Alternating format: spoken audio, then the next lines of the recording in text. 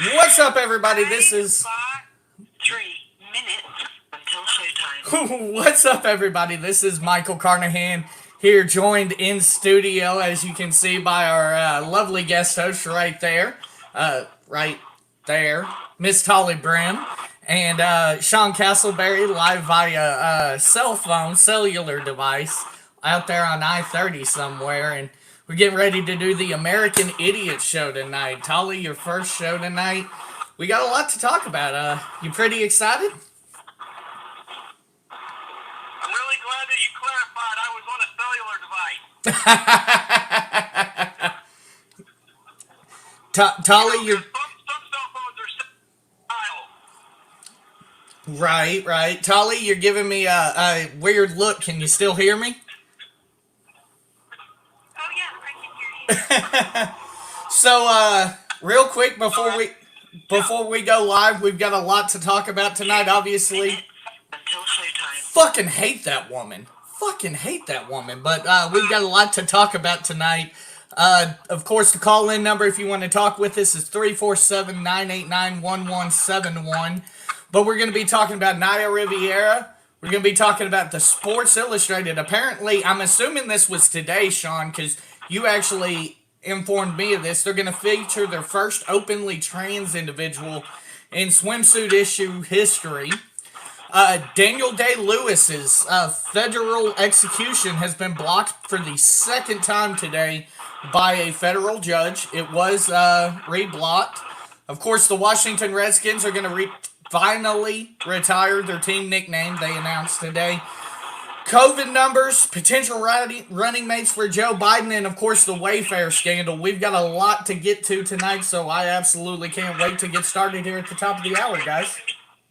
1 minute until showtime. And here we go. We got about 1 minute left. Go ahead. Hey, do me a favor. Be sure to speak clearly into your microphone because you get really muffled when you step away from it. Okay, I apologize. I'll move it closer to me here. I actually had it sitting up there so it wouldn't be as close to my microphone. But we're going to go ahead and mute everybody, and we'll get started in just a moment.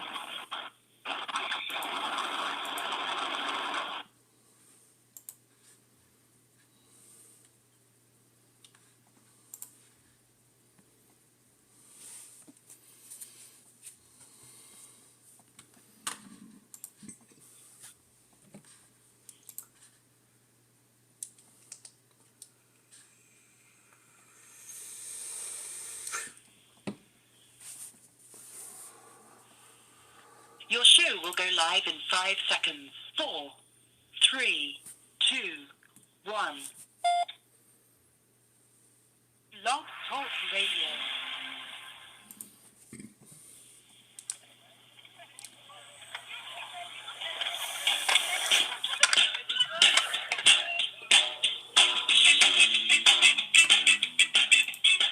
Live from the Talk Radio 49 studios in Little Rock, Arkansas, it's Bad Brad Hicks, Money Mike Carnahan, and of course, the pretty boy, Sean Castleberry.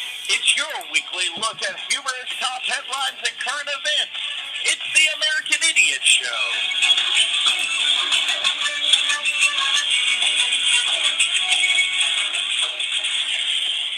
Good evening, ladies and gentlemen. It's the American Idiot Show live here on Talk Radio 49. For the first time ever, we're going to be on YouTube Live tonight and Facebook Live as well.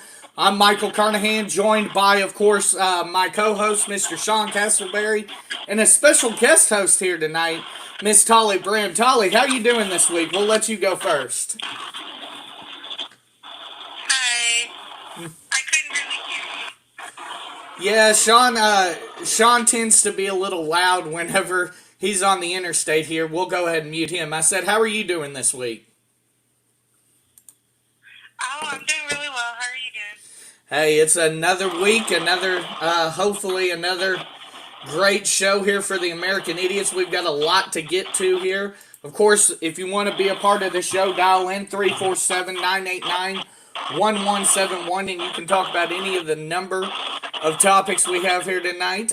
Going live here on Facebook and YouTube Live. So pretty amped about the show. Pretty amped to have you joining us here tonight, Miss Tolly. Sean, how are you doing this week? Thank you.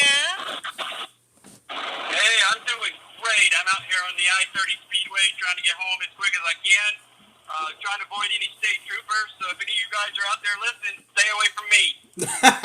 Well, you know we only have one listener out there in Cummins Prison, as you like to point out. But guys, we have a lot to talk about, so we'll go ahead and hop right on into it. Today, it appears that the body of, and I hope I don't mispronounce her name, Naya Rivera, was discovered in Los Angeles today. Tolly, you seem to have quite a bit of information on this. Tell us a little bit about Naya and the situation regarding this. Were you talking to me? Yes, I apologize, Tolly. Okay. I don't know. I mean, when I started following the story, her son had been found in the middle of here in California. Mm-hmm. And they had gone out alone that day. And he had told them that they went out for a swim and she never came back on the boat. He was wearing a life jacket. They found a life jacket in the boat. From what I read, it seemed as if they recovered her body from the lake. And so she, in fact, did drown. Yes, that's what it appears. She was 32 years old. Yeah, I mean, so young for, one of Hollywood's bright starlets with such a big future in front of her. This is something that I've noticed is with, I'm going to go ahead and mute Sean there while he's not talking. This is something that I've noticed here with this Glee situation is a lot of these individuals, of course, Corey took his own life, but a lot of these individuals are passing away far, far too early. I think that's just a problem with young Hollywood in general. I mean, you see it a lot. We talk about the 27 Club in the world of entertainment. It's not uncommon to talk about stars that died too soon. Like Christina Grimmie, she was, 19, 20? When her concert got shot up in Florida? I believe she was real young too, because she was just coming off of American Idol, I believe it was, when she I think it was an obsessed fan. She was on The Voice. Was it The Voice? Okay.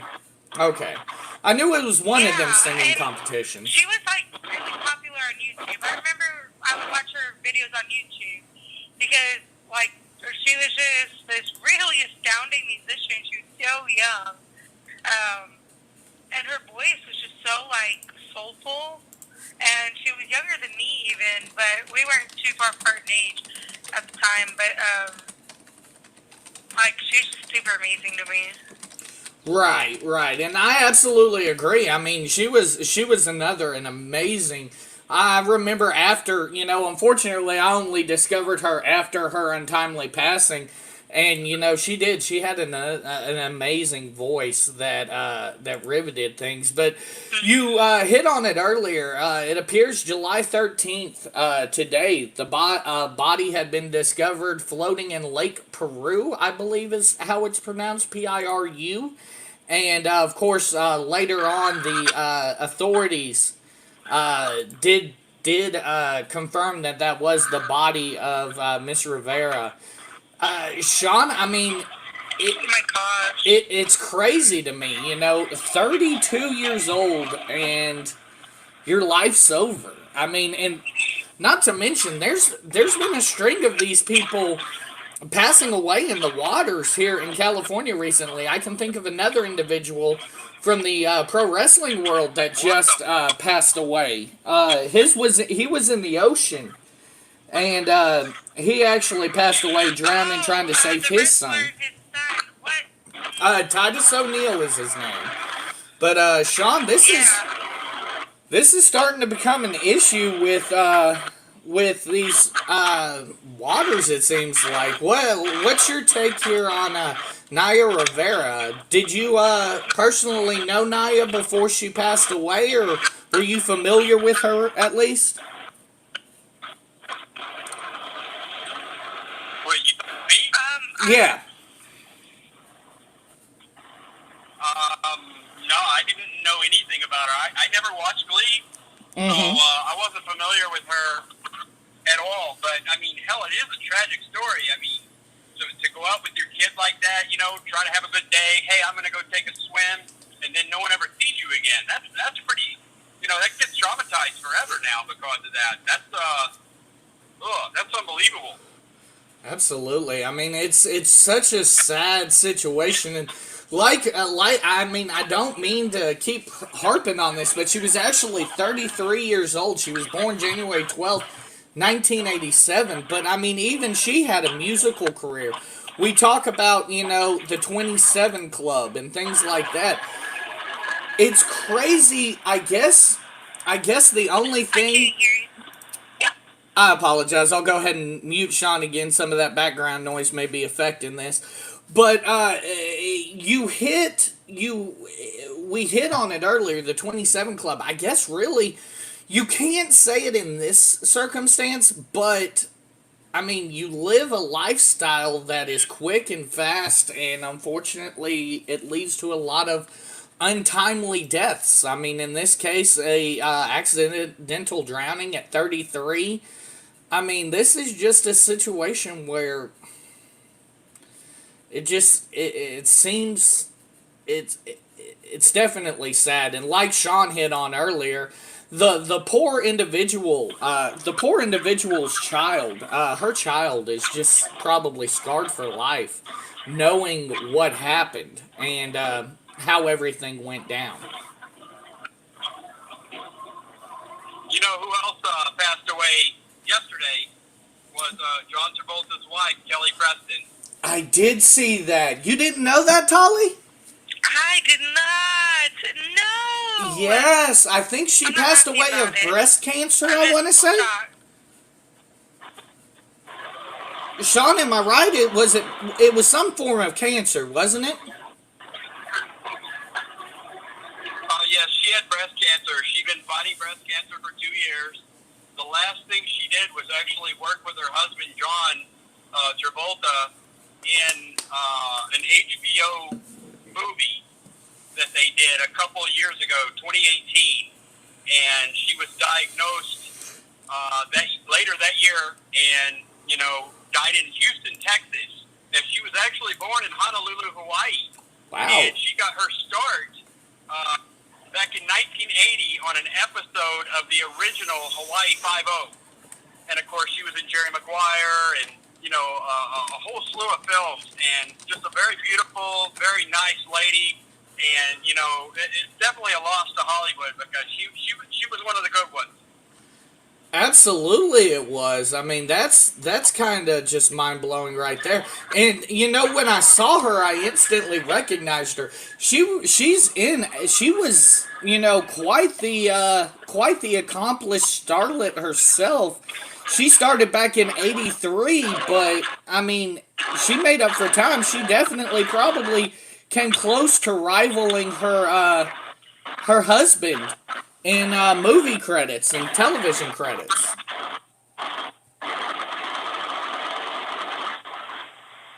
You broke up there, Mike. I can't hear you. I apologize. I said, the thing is with Miss Preston, she started back in '83 and came all the way into 2020. She's got a posthumous release coming out in 2020 titled Off the Rails, where she played Cassie. But I mean, she may have started late, but she definitely has a lot of screen time to her credit.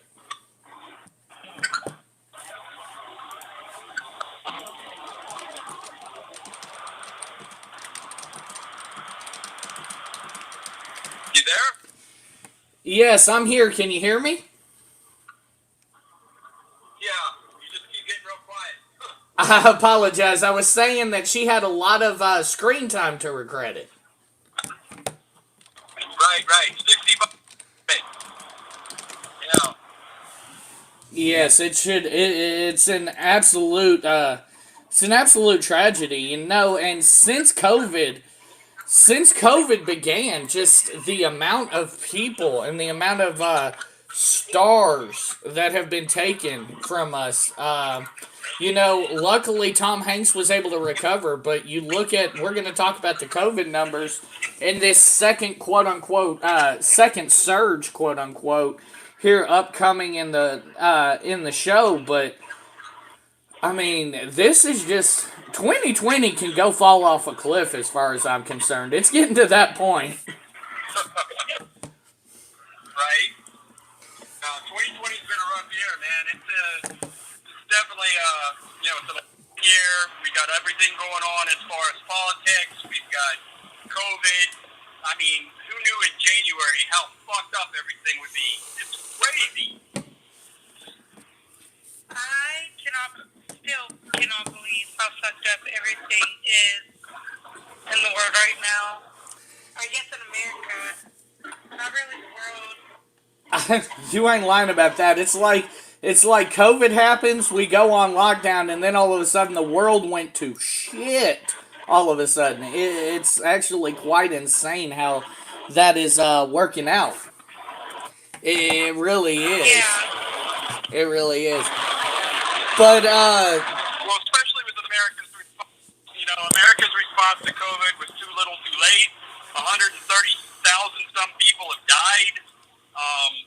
This administration is ignoring the CDC and ignoring what people should be doing, and it's just been, a clusterfuck from the beginning as far as this administration is concerned.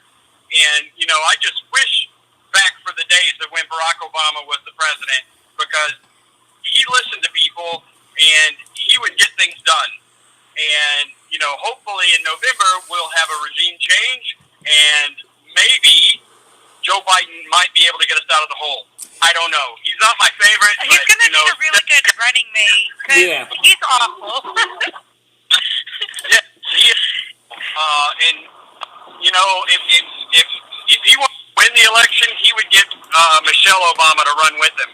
If he could convince her to do it. He needs a female running mate, a young female running mate, or definitely a female of color, I think would be a good move for the Democrats with him. So, seeing as how y'all transition so beautifully into this topic, I love that. Thank y'all. So beautifully into this topic, we'll go ahead and talk about the potential running mates for the presumptive Democratic nominee. And I'm going to throw two names out there. Two names that I've heard this weekend that I think are just pure genius from a political standpoint. The first one is Colin Powell, and the second one is Condoleezza Rice. And I think from a pure political standpoint...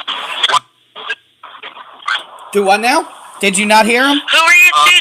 I didn't hear you. I said Colin Powell... I said wow because... Hold on, Tolly didn't hear him. I said Colin Powell and Condoleezza Rice. Right.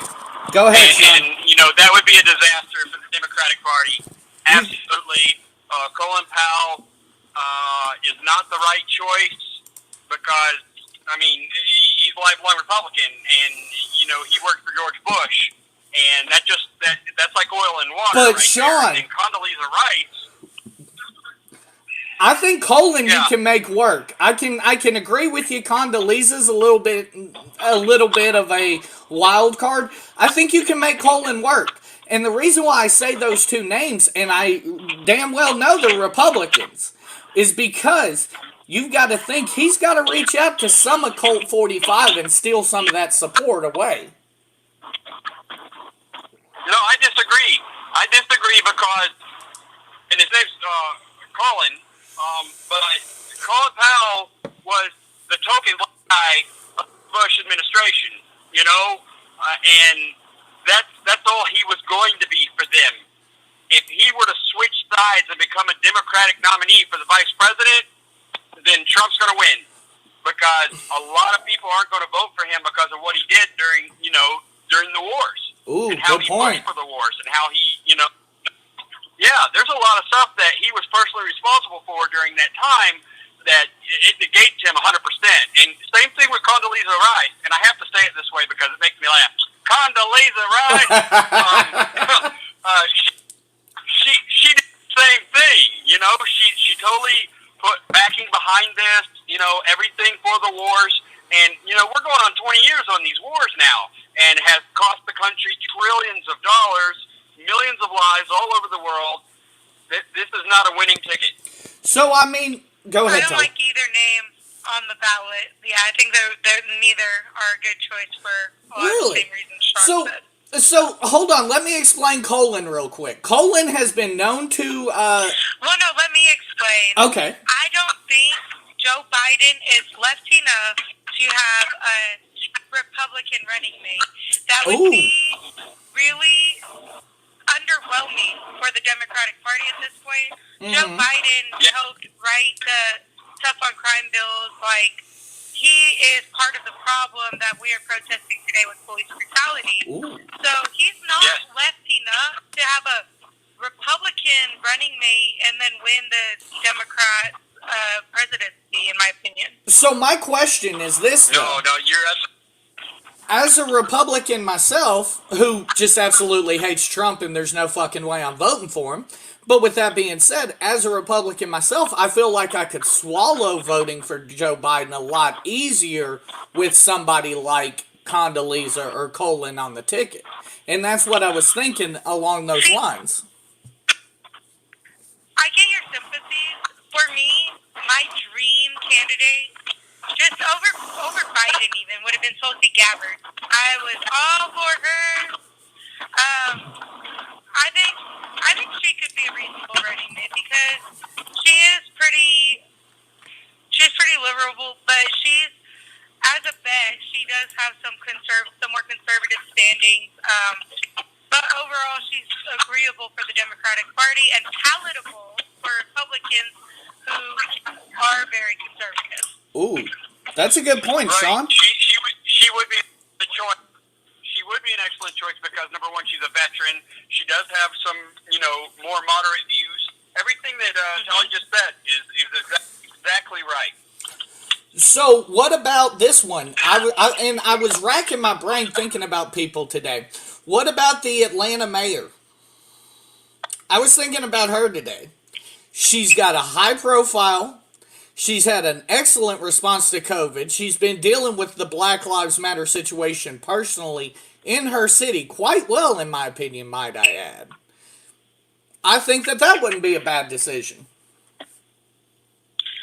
I don't think that'd be a bad decision either. But we can only dream of an Obama on that ticket or someone like Gabbard on that ticket. I would love Michelle. I think it's gonna have to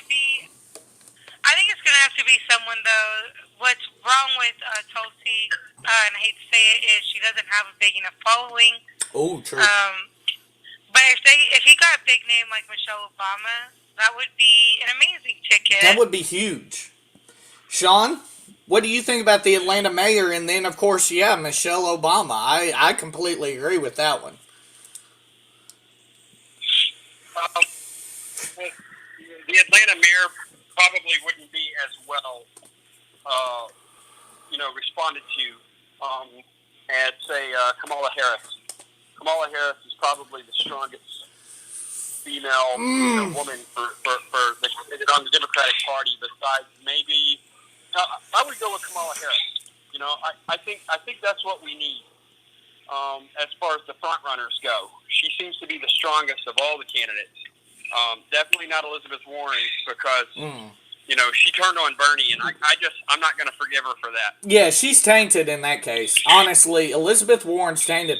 But I look at Kamala, and I'm not a big Kamala person. I'll vote for it, but I'm not a big Kamala person. And me and you, obviously, you're going to be fine with this, but you, Sean, will be fine with this. But I look at Kamala, and I see AOC.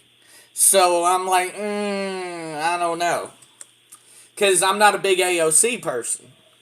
Tolly, how you feel about Kamala?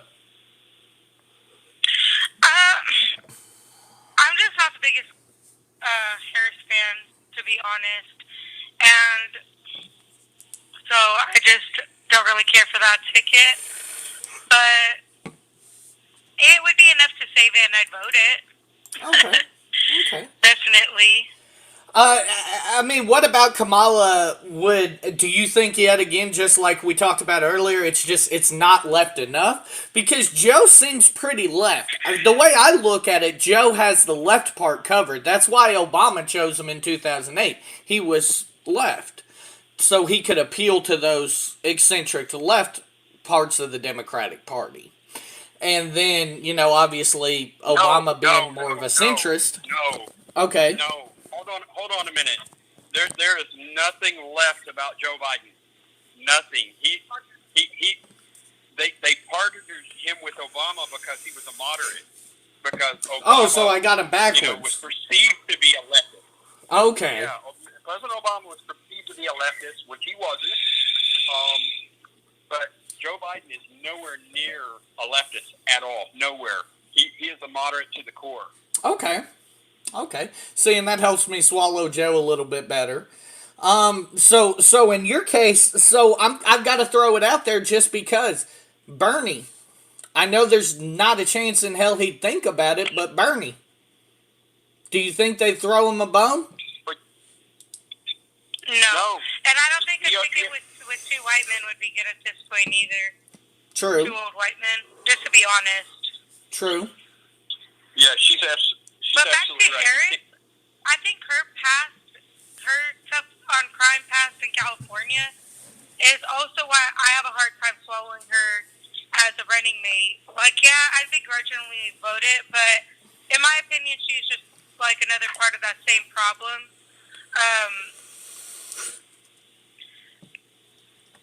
I think if we were going to go back to Carnahan's running with another party mate idea, maybe a libertarian might be the better move. Ooh, Rand Paul? No, Rand. See, but and that's the thing, though. I believe both of you are right. I do believe it has to be a person of color. So I'm going to throw out another person. It's not a woman, but Cory Booker from New Jersey, the senator from New Jersey. But you hold on a second. You can't say any men at all because Biden already promised. Oh yeah, you're right. Pick a woman as his You're running mate. right. If he goes back on that promise, then he loses the election. True. That's true. I didn't even consider that factor of it all. Oh, that's a good point. Yeah, so he's already committed. All these people that are like, oh, he should pick Bernie now, because everything's kosher. He can't. If he goes back on his word, it's just like George Bush. Read my lips. No new taxes. True. Very good point. And that's the thing too. You look at it. Obviously, that hurts the numbers by chance. But I mean, with all this quiet time, if I'm Joe, honestly, the best case scenario is Michelle. So, do you believe, whether they do it on the record or not, do you believe that Joe's people have visited with Michelle? Yeah, she already said no. Oh, did she? Sure. Damn. Yes. Damn. She's been approached by several people over the last couple of years, and they've asked her if she would run, as a vice presidential pick, and she said absolutely not. And why would she want to go through all that shit again? Being called a monkey and all the stuff that they did to her. I mean, it's fucking horrible.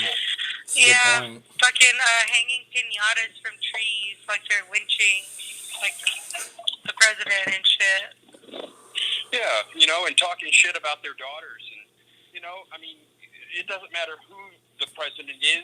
You don't attack their family. You don't attack the first lady. You don't attack their kids. I'm not a fan of Milana at all, but I'm not going to say a bunch of bad crap about her.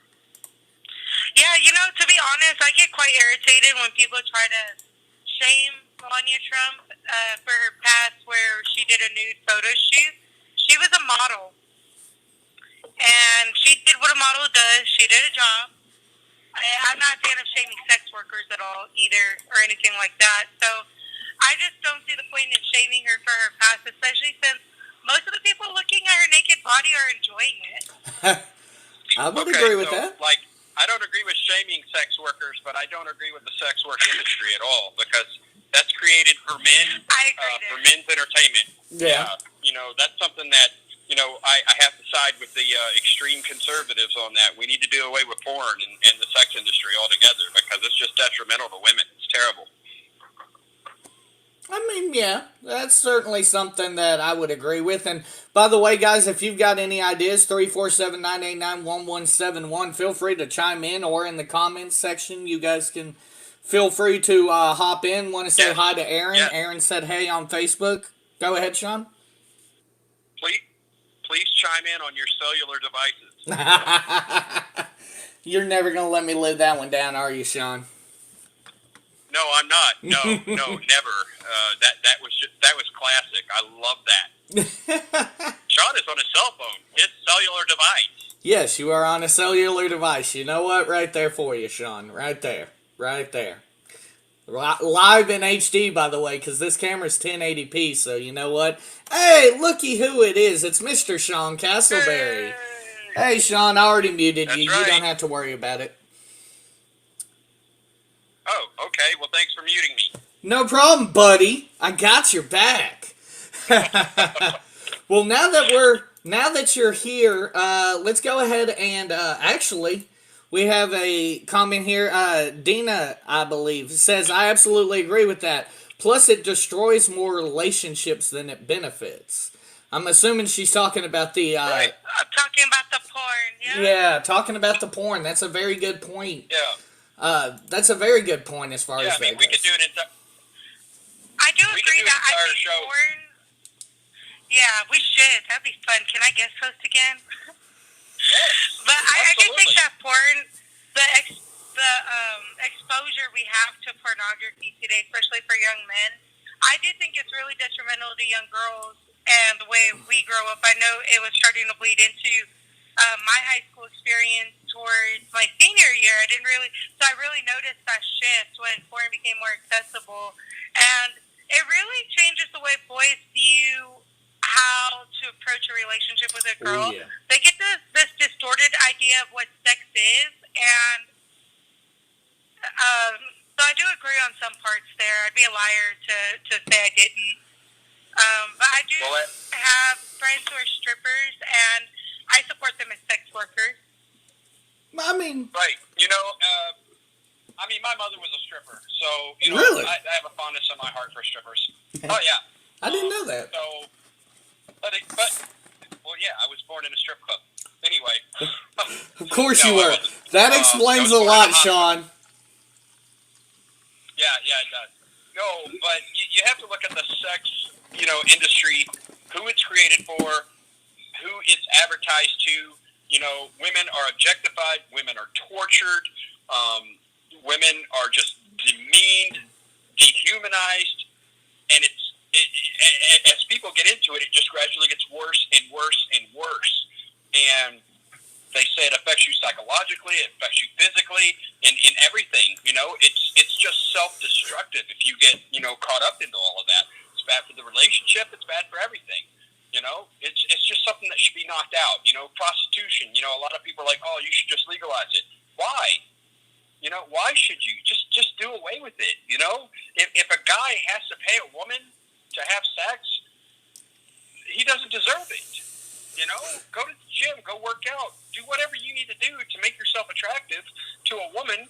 They're 50% of the population. There's somebody out there for you. That's a very good You don't point. have to be a deranged pervert.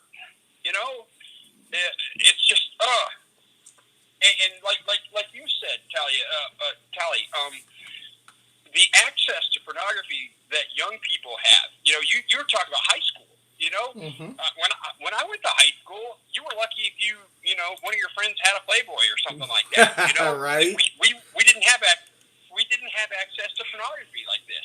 Now kids as young as 6, 7 years old that their parents give cell phones, which I don't agree with, they're looking at porn. They're sending pictures of their genitalia to each other. They're becoming what's the word? They're actually being arrested and charged with crimes. And that doesn't go away. Once you're a sexual offender and you're in the system, even the president can't pardon that. Really? So these children, yes, absolutely. Yes, the laws that were passed to protect children from sexual predators are lifelong. It doesn't go away.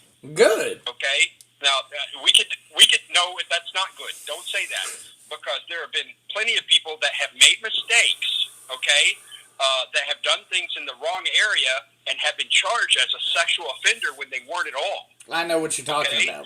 Case in point. Yeah, case in point, there was a man in Texas who, in the middle of the night, was walking home from a bar. He decided, hey, I'm going to pee on this fence. Well, it happened to be a public school. It's 2 a.m, but the cops arrest him. He's charged with being a sexual offender, and that's on his record for the rest of his life. It can never go away. He can't be around a school. He can't pick up his children. He can't go to watch his children, do, school functions because he's a sexual offender. And this is, Texas, just the state alone of Texas, 250 people are arrested for being a sexual offender every day. Good Lord. Yes. Yes, because once they get you in the system, right? Because the system is all about what? Money. That's what it's all about. Money. And once they get you in that system, especially being a sex offender, you'll never get out. You're always going to have to pay. And it's bullshit. I mean, whatever happened to do the time, and then that's it. You have restitution. Right? Now, and I'm not talking about pedophiles. These laws were written for pedophiles, but it affects normal people that have made stupid mistakes. It affects children that send pictures to each other. They consider it pornography. Well, now they're a sex offender. This is a 6-7-year-old kid. For the rest of his life, he's already in the system.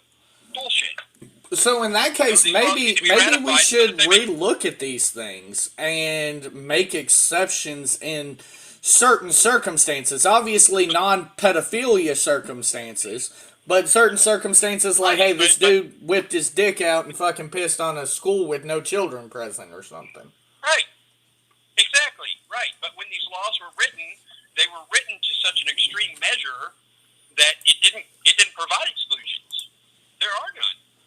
So Absolutely. People are just fucked. Dina says, I also want to add that so many in the sex industry, if they do happen to make their 15 minutes of fame and lots of money, go see where they are in 10 to 20 years. And usually they're in 10 to 20 years, and they're usually at rock bottom. Hard to argue with that. Right. I can't think of any... No. There are a few documentaries on Netflix and Hulu, Amazon Prime, just about the sex industry, about the porn industry. A few of them are actually titled After Porn. Yes. And I suggest everybody watch these. Everyone should watch them because it shows how they use these women, how they use them up, and when they're done with them, they just throw them away. To be a star in the sex industry, you have to be young. And then once you're not young anymore, and I'm talking 23, 24, they throw you away. And here's something people don't know, too. Guys that are in the porn industry, once they get to a certain point, guess what they have to do? They have to turn around and do gay porn if they want to make money. John Holmes, how did he get AIDS? Because he was doing gay porn. Huh. That they throw men away. Yeah, they throw men away, too. It's just a disposable, industry. It's no good for anybody. It's really bad. Absolutely would agree there. Well, Sean, we're going to go ahead and talk about your issue here. Sports Illustrated is going to feature their first... Yeah, the one you brought to the table. Sports Illustrated is going to is going to feature the first openly trans individual in swimsuit issue history. I believe the person's name is Valentina Sampaio. She's from Brazil, and she's going to be, I guess, featured in this year's swimsuit edition. Real quick, let's use the right pronoun. He is from Brazil. He. Well, I mean, to be fair, and I'll bring up the picture here on the live stream. To be fair, as I show my screen here, to be fair, Valentina here doesn't look very manly, but you are right in this case. I guess they would be still a he in. Well, Well, Michael, you don't look very manly. I mean, come on, that's not fair, Fuck you. right?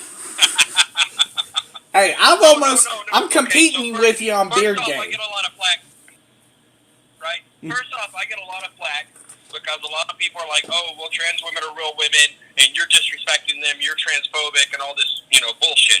I'm not, okay? Trans people deserve all the rights everybody else does, okay? They deserve safe spaces. They deserve to be treated with decency and love and respect. I believe that with all my heart.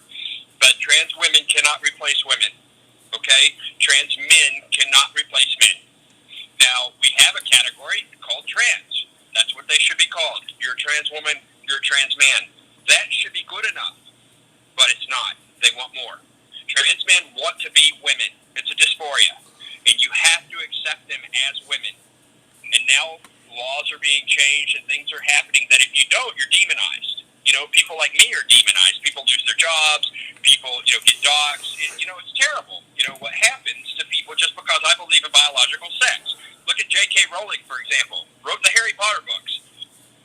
She is being threatened to be raped, to be murdered, to be beaten to death on the streets because she believes that biological sex is actual sex and that women have a right to exclusivity, their own safe spaces, And in Europe and in Canada, they've been dealing with this a lot longer than we have, okay? So a lot of the truth about this is actually starting to come out over there where there are sexual predators that are going into bathrooms and assaulting women and going into gyms and just doing all sorts of really horrible stuff to women. And that just shouldn't happen. And I'm not saying that all trans people are that way because they're not, okay? But, if a grown man wants to mutilate his own body and appear to be a woman, that's his prerogative. Do that. Just don't intentionally harm anybody to do that. If that's what makes you happy, hey, thumbs up, man. But you cannot erase womanhood, okay? Women have been held down and oppressed for tens of thousands of years in this world. And this is just another form of misogyny and the patriarchy where men are now claiming womanhood and trying to take it away from women. And that's where I draw the line. I won't let that happen as long as I'm alive because I have a daughter and I have a wife and sisters and I'm going to stand up for them, and all the feminists that are out there because that's what we should be doing, It's funny that, women, the Equal Rights Amendment still hasn't even passed in this country since 1973. They just got enough signatures to actually push this through, and they're trying to erase it and say, no, you have to start all over because it's been 40 years. Well, that's not women's fault, but it just shows the oppression that women go through. So this whole trans activist movement attacking women, I'm not going to get on board with that. If you want your own group, cool, do that, man. Do the LGBT thing all day long. But, the trans activists have actually been attacking lesbians and gays because of their sexual orientation. So trans women are mad, okay, at what they call cis women because they won't be lesbians with them. But guess what? Lesbians don't like dick. They don't. They don't want dick. They don't like dick. They shouldn't have to have dick. But these trans, women are insisting that they should, because, hey, it's a lady dick. No, it doesn't work that way. A lesbian doesn't want that. A lesbian wants to be with a woman, with a vagina. And now you can't even say words like vagina. You can't even call a woman, on social media. You have to say a menstruator. There are all these different, and that's where J.K. Rowling got into the whole controversy because somebody labeled women as menstruators, and she's like, oh, well, there used to be a word that we called people that menstruate. It was wombat, wobo, oh yeah, woman. And it started this whole controversy, and now all, the trans activists are mad at her about it. So, again, giving her death threats and everything, and it's bullshit. So hold on. The first thing, the reason why this all jumped off was because she refused to call somebody a menstruator. She called them a woman, and that's what jumped it all off. She didn't even say fuck trans people or anything like that. She just called a woman a woman. No. Man, I can't get on board with that. I can't get on board with that. I thought she was out here talking some pretty shitty shit. No. All she did was say, "Hey, what you are labeling as a menstruator or a uterus haver, or a person without a prostate, that already has a name, and that name is woman. And you're not going to erase womanhood." And I agree with her 100%. Women deserve better than that. But Sean, where I'm going to disagree is in this case, and I know you brought this up here for a reason. So I'm going to ask you point blank: are you saying that Valentina should not be featured in the Sports Illustrated by bringing up this? Are you saying that Valentina shouldn't be? No. Okay. No, not at all. I don't have a problem with the trans woman being on the cover. Mm-hmm. My problem is that they're calling her an actual woman, and that's not true. Okay, that's all I'm saying. Always put the trans in front of it. I mean, do you want to go to a bar and see some hot chick there and hey, just are you trans? And they're like, no, I'm a real woman. But then they flop out their dick when you get naked. You're going to be upset, right? Right. I can understand that. Okay, so that's all I'm saying. A lot of sexual assaults that happen to trans people is because they're afraid to say anything to somebody.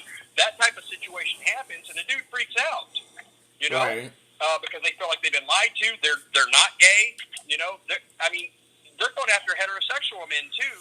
Because trans women are real women, and you should like their lady dick. Well, I don't like dick. I'm sorry. It's not my personal preference. I never have. If I ever see one besides my own, I'm just like, okay, that's just not me. Right. Just not my thing. It's and I've been a supporter of gay and lesbian rights for most of my life. I served in the military with so many gays and lesbians during the Don't Ask, Don't Tell. Right, where they couldn't. You know what? Here's the funny thing.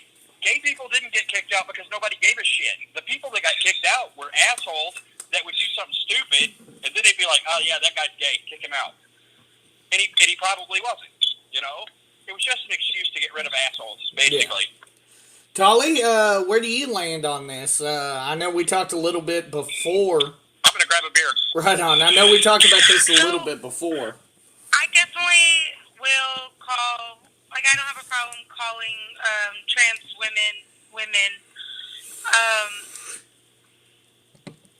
I don't disagree that as a woman, I feel like I deserve certain exclusive spaces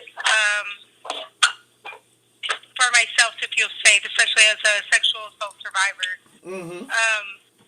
But I don't necessarily think of trans, my fellow trans people as potential predators. I literally just think of anyone as a potential predator. Right, true. That's really kind of fucked up to say out loud, but you know what I mean? So, but yeah, once that's been opened, it's like Pandora's box. Women, trans men. I just think that you should communicate openly. When we're talking about sex and relationships and all of that, I do think that there should be some transparency and openness in your communication. Every person deserves to know what they're doing because not everyone is bisexual, right, is pan, is any of that. Some people are completely, cisgendered, heterosexual. And just like I think there's room to respect other pansexual people, I consider myself pansexual. I am attracted to men and women, and I have been and will always be also attracted to trans men and trans women as well. And I see those trans men and trans women as trans women are women and trans men are men. Right. You see what I'm saying? But I consider myself pansexual because I really don't care. I don't understand. I don't claim to understand everything about this conversation of gender. I'm still learning. I haven't found anything I don't like, so. Well, and I mean, Sean brought something up interesting that I think kind of hits the underlying problem. He mentioned, if I were in a bar and I walked up to a female and she didn't disclose, yo, I got a penis, I'd be a little bit upset.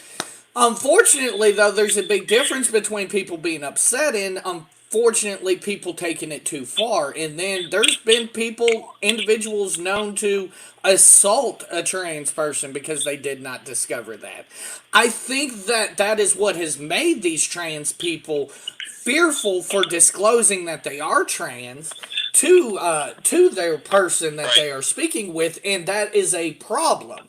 We should be more accepting of if you walk up to somebody and they're like, "Yo, I got a dick." Oh, cool, thank you, good for you. And absolutely, trans people deserve and need safe spaces because they are targeted. Yes.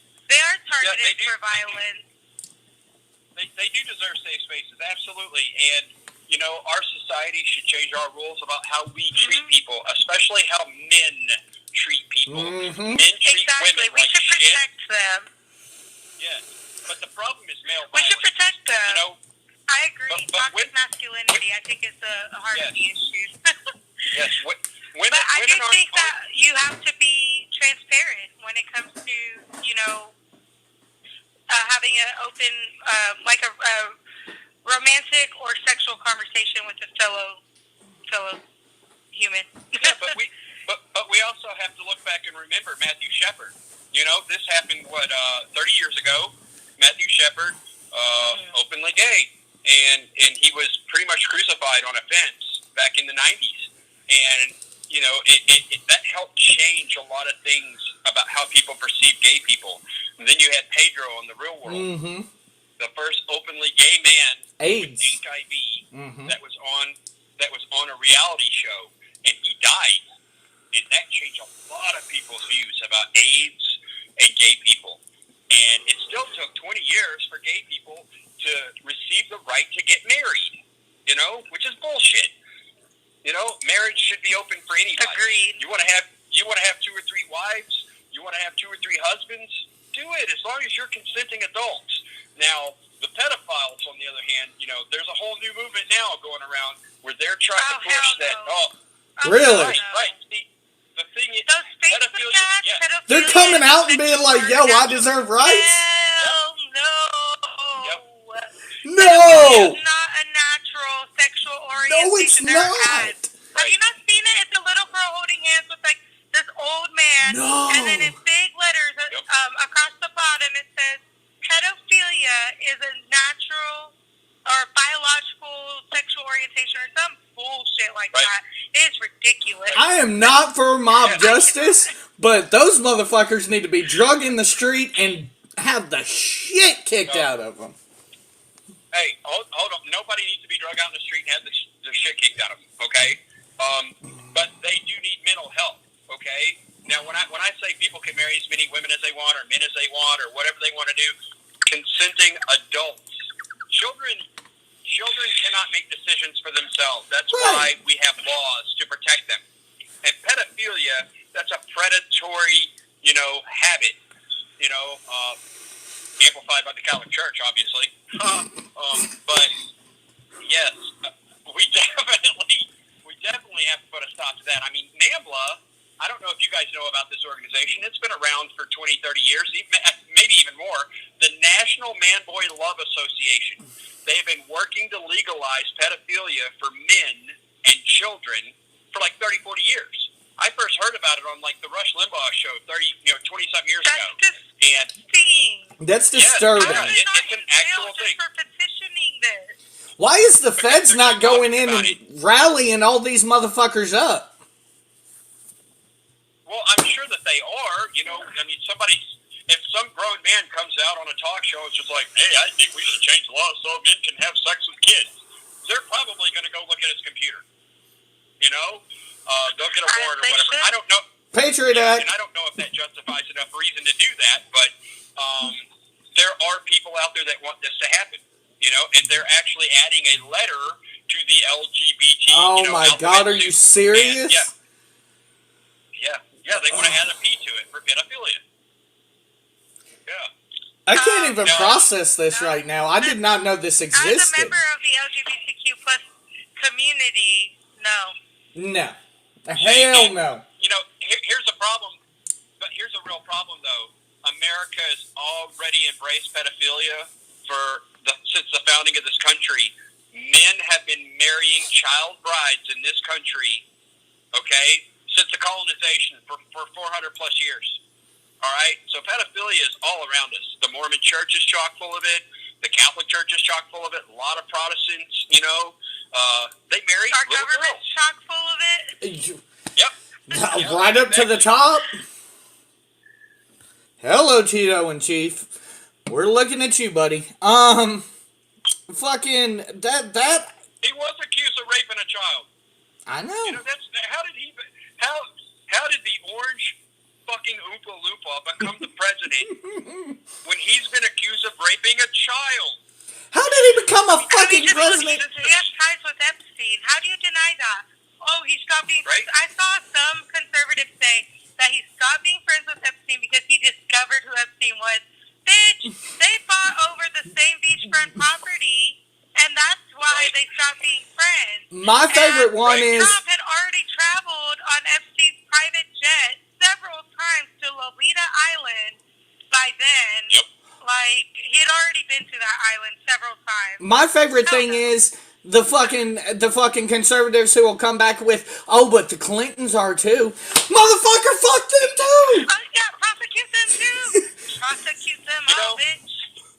Anybody that got on that plane and went to that island needs to do some time. Anybody. I don't care who they are. Because You don't go on that island and not know about it, in my opinion. Right. There's no way. Netflix just had another documentary all about Epstein and what actually went on, and they Filthy tortured. Yep, they tortured and raped little girls. Okay, little girls. Okay, these weren't consenting adults. These were Disgusting. poor children that they took advantage of, paid them money, to abuse them and have sex with them and use them like just cannon fodder. It was just terrible what they did. I read after Anonymous leaked the Trump court cases. I think it was last week, wasn't it? It was pretty recent. But after Anonymous leaked those court cases, I went and I was reading them, and I had to stop. I think it was just like the first one or the second one I was reading, because it was a young girl. I think she was 13, and Yep. Epstein had gone first, and Trump was upset that Epstein finished in her vagina first, so he turned her over and raped her anally. Yep. So that way he could get a fresh hole. And this is a man that conservatives support. That's what. This is not my goddamn party. I'm just saying. Sorry. I just got pissed off there for a second. This is the president of the United States. That could possibly be reelected come November. Yeah, he will if the Democrats don't do the right thing.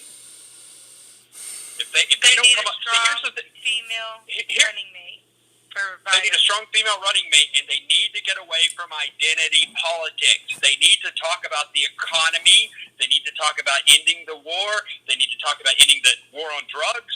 They need to talk about building the infrastructure, universal health care, Agreed. free college, at state colleges like they used to be.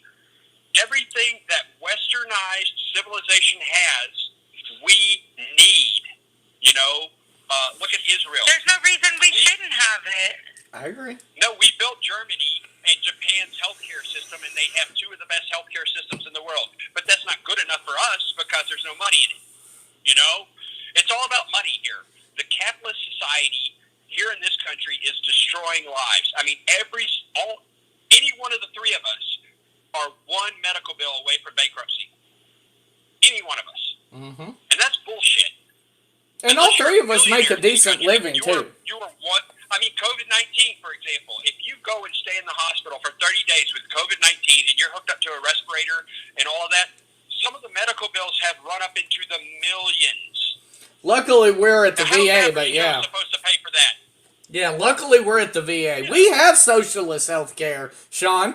Yay, us. You were the one who pointed that out, Your but... parents do, you lucky dog.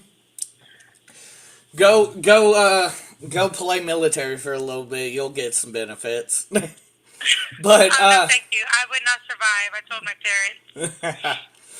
but I mean... Back to the pedophilia ring.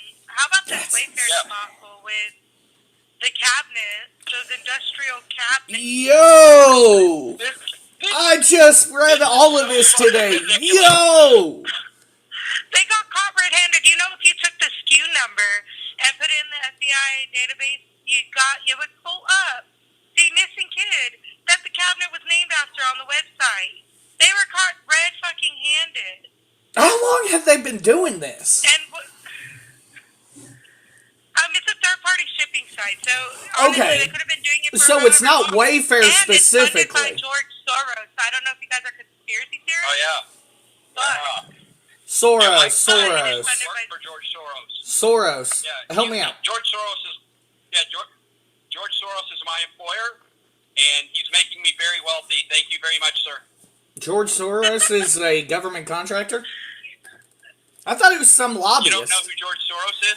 The name is familiar, but honestly, I don't. I know he's. I thought he was a How political can you call activist. yourself? No. How can you call yourself a Republican and not hate George Soros? That's what I thought. Hold on. He's the most hated man from the GOP. The GOP detest and hate this man because he actually funds Democratic candidates all over the country. I was about to say I knew the name because I knew I didn't like him. But I do not subscribe. I do not subscribe to them. I want to make that clear. But I do love to Right. follow them and read the fucked up shit people come up with because honestly, what amuses me is how in this whole conspiracy theory, Trump and his alliances are the saviors. Never mind their connection with Epstein and their own history of Right. pedophilia. Right. it's know, just what am I- insane.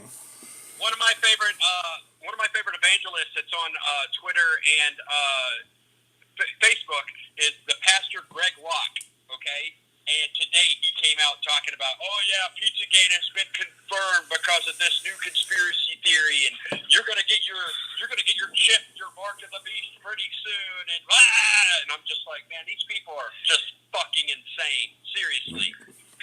You know, I think it's really sad. Here's my theory. We already live in a time that is movie worthy. We live in a time that is the plot of a really good movie already. Yeah. In fact, there are movies that play out like 2020 that exist already. But yet, the truth is so hard to swallow. People have to make up these ridiculous conspiracy theories because it's more palatable than accepting that, yes, America is systemically racist. Yes, the president you voted for is in fact a pedophiliac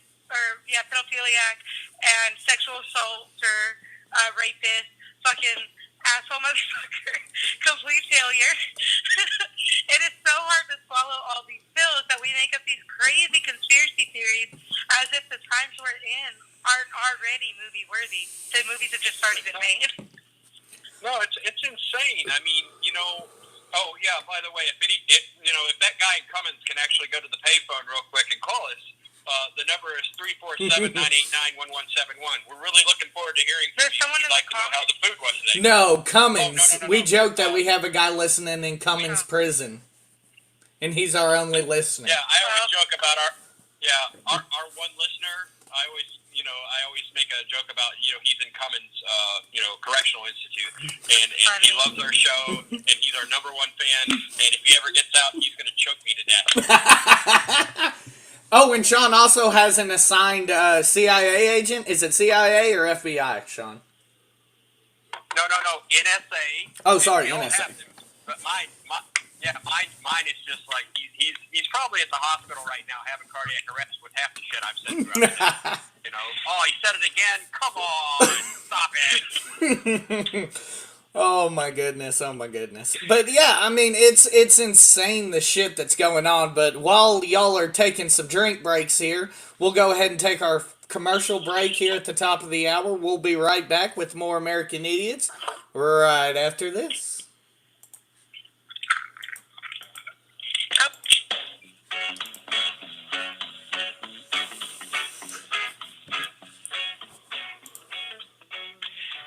Every Monday night, join the bad guy, Brad Hicks, the money man, Michael Carnahan, and of course the pretty boy, Sean Castleberry, as they bring you your humorous look at all current events. going on in the world. It's the American Idiot Show live on Talk Radio 49. Can you hear me? Can you hear me? Oh, I can hear me. Oh, I can hear me. Oh, I can hear me there.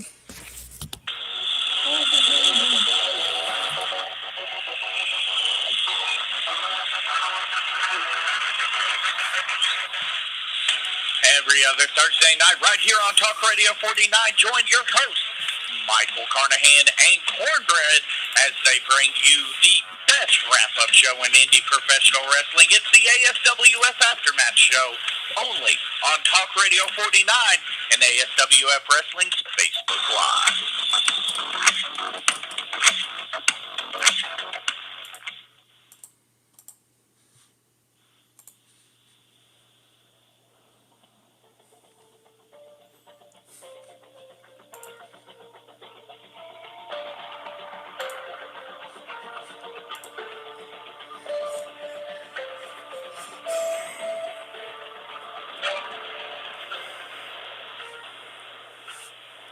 Every Tuesday night, join Michael Carnahan and Lisa O'Brien for the Clear and Convincing podcast, live on Talk Radio 49. A look at the most important cases in the country's history, not from the court of public opinion, but from the eyes of the court. Every Tuesday night, live right here on Talk Radio 49.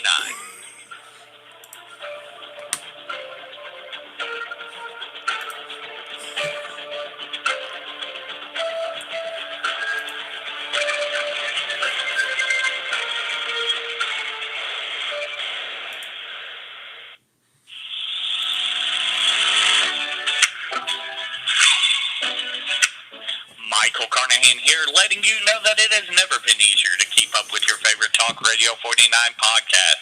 If you like the American Idiot Show, go on over to Facebook, like the American Idiots podcast on Facebook, where we actually now offer a video streaming service with our podcast, so you can see us live as we record the show.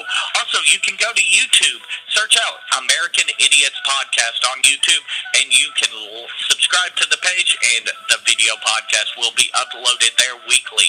Also, Clear and Convincing on Tuesday nights. You can go ahead and like the Clear and Convincing podcast over on YouTube. Subscribe, and the episodes are updated there weekly as well. And for our new show fans, hashtag Heels for Life. Once again, that's hashtag HEELS number 4 LYFE Wrestling Podcast. Shows will be uploaded there weekly as well on YouTube. And if you are a fan of everything we offer here at Talk Radio 49 and you have an iPhone, go on over, search out Talk Radio 490, and you can subscribe to all of our content there on iTunes, Stitcher, anywhere you get your podcast fix. It's once again never been any easier to be a fan of Talk Radio 49 and keep up with all of your favorite shows.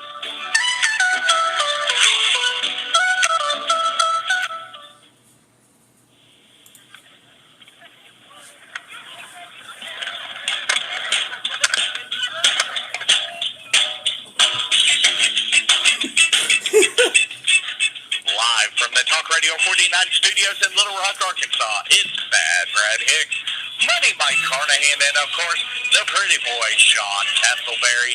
It's your weekly look at humorous top headlines and current events. It's the American Idiot Show.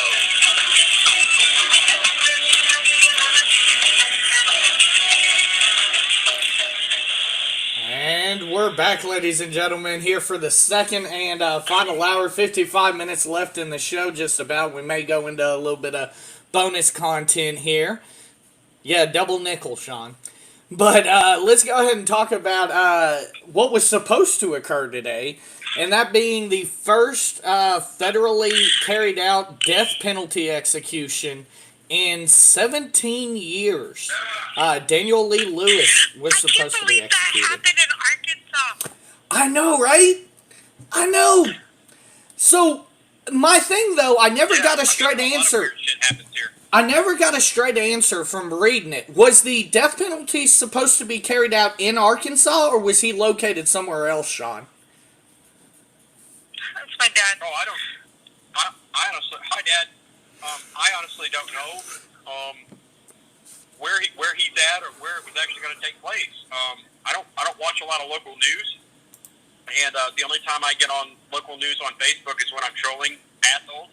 So yeah, that's a lot of fun, by the way. You should always do that. I encourage all of you to troll assholes on your news feeds every day.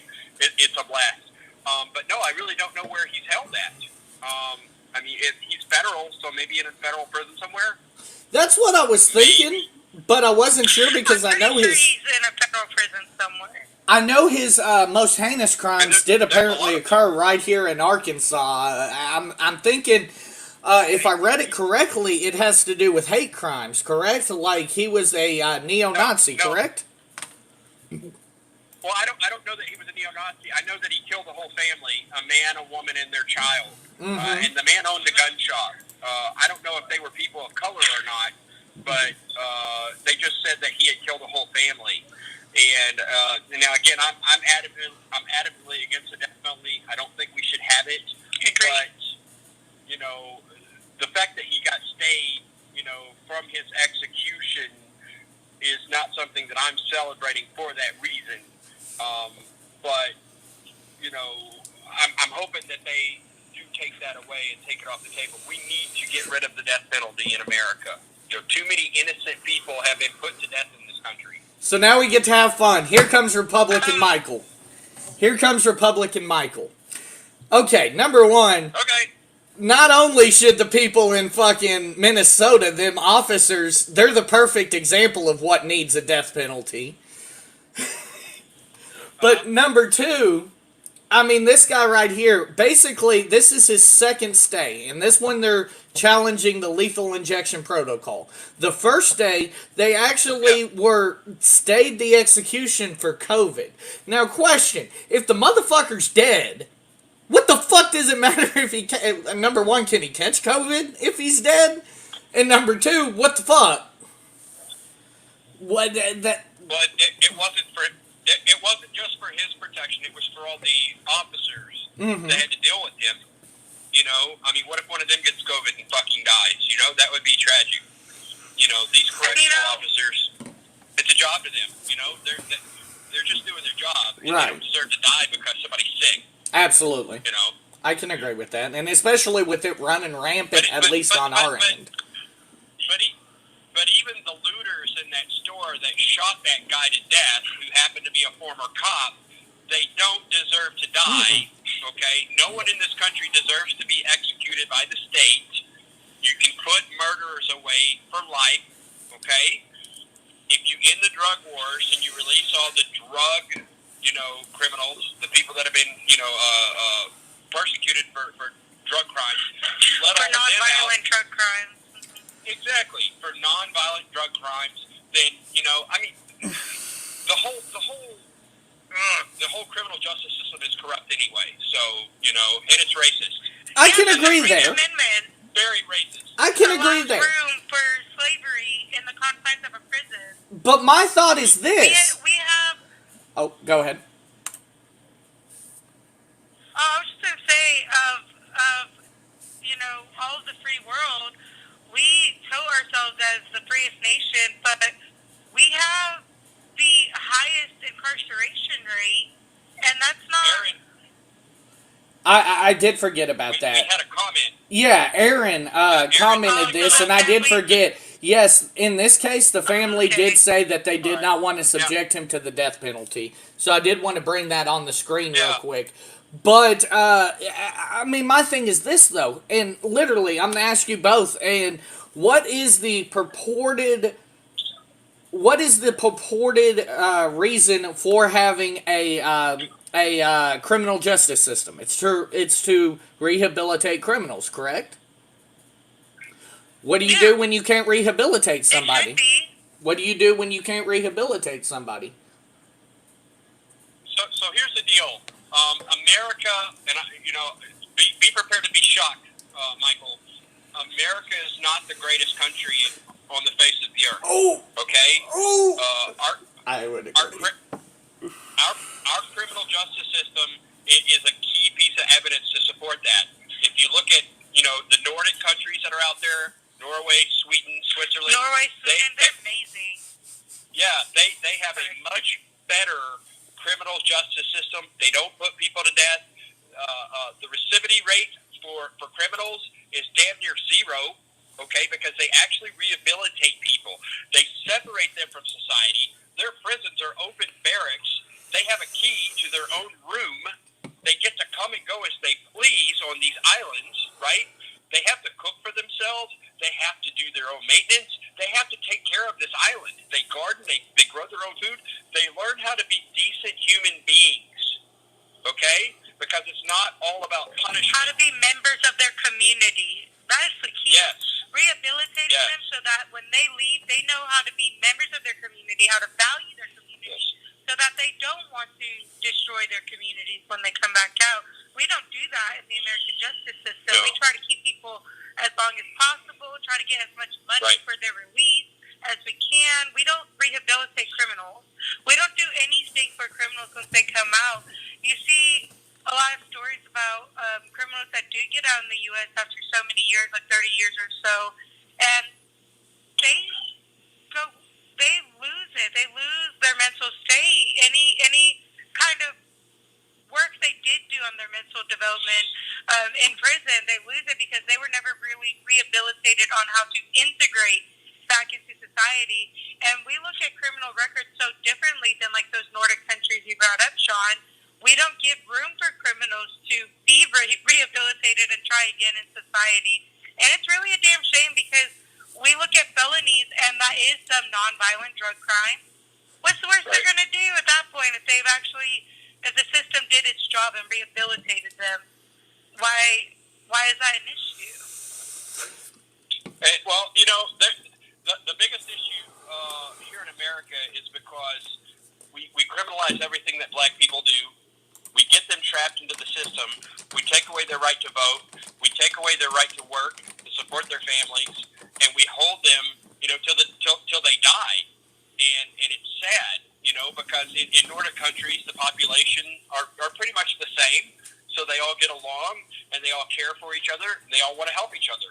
Over here, we have large populations of minorities that large populations of the white majority can't stand, and they wish that they weren't here. And, you know, it's just a sad truth about America. You know, the fact that Trump head is the president, you know, just proves that. You have an open white supremacist in the fucking White House who hates minorities and women. And he has a base that supports him.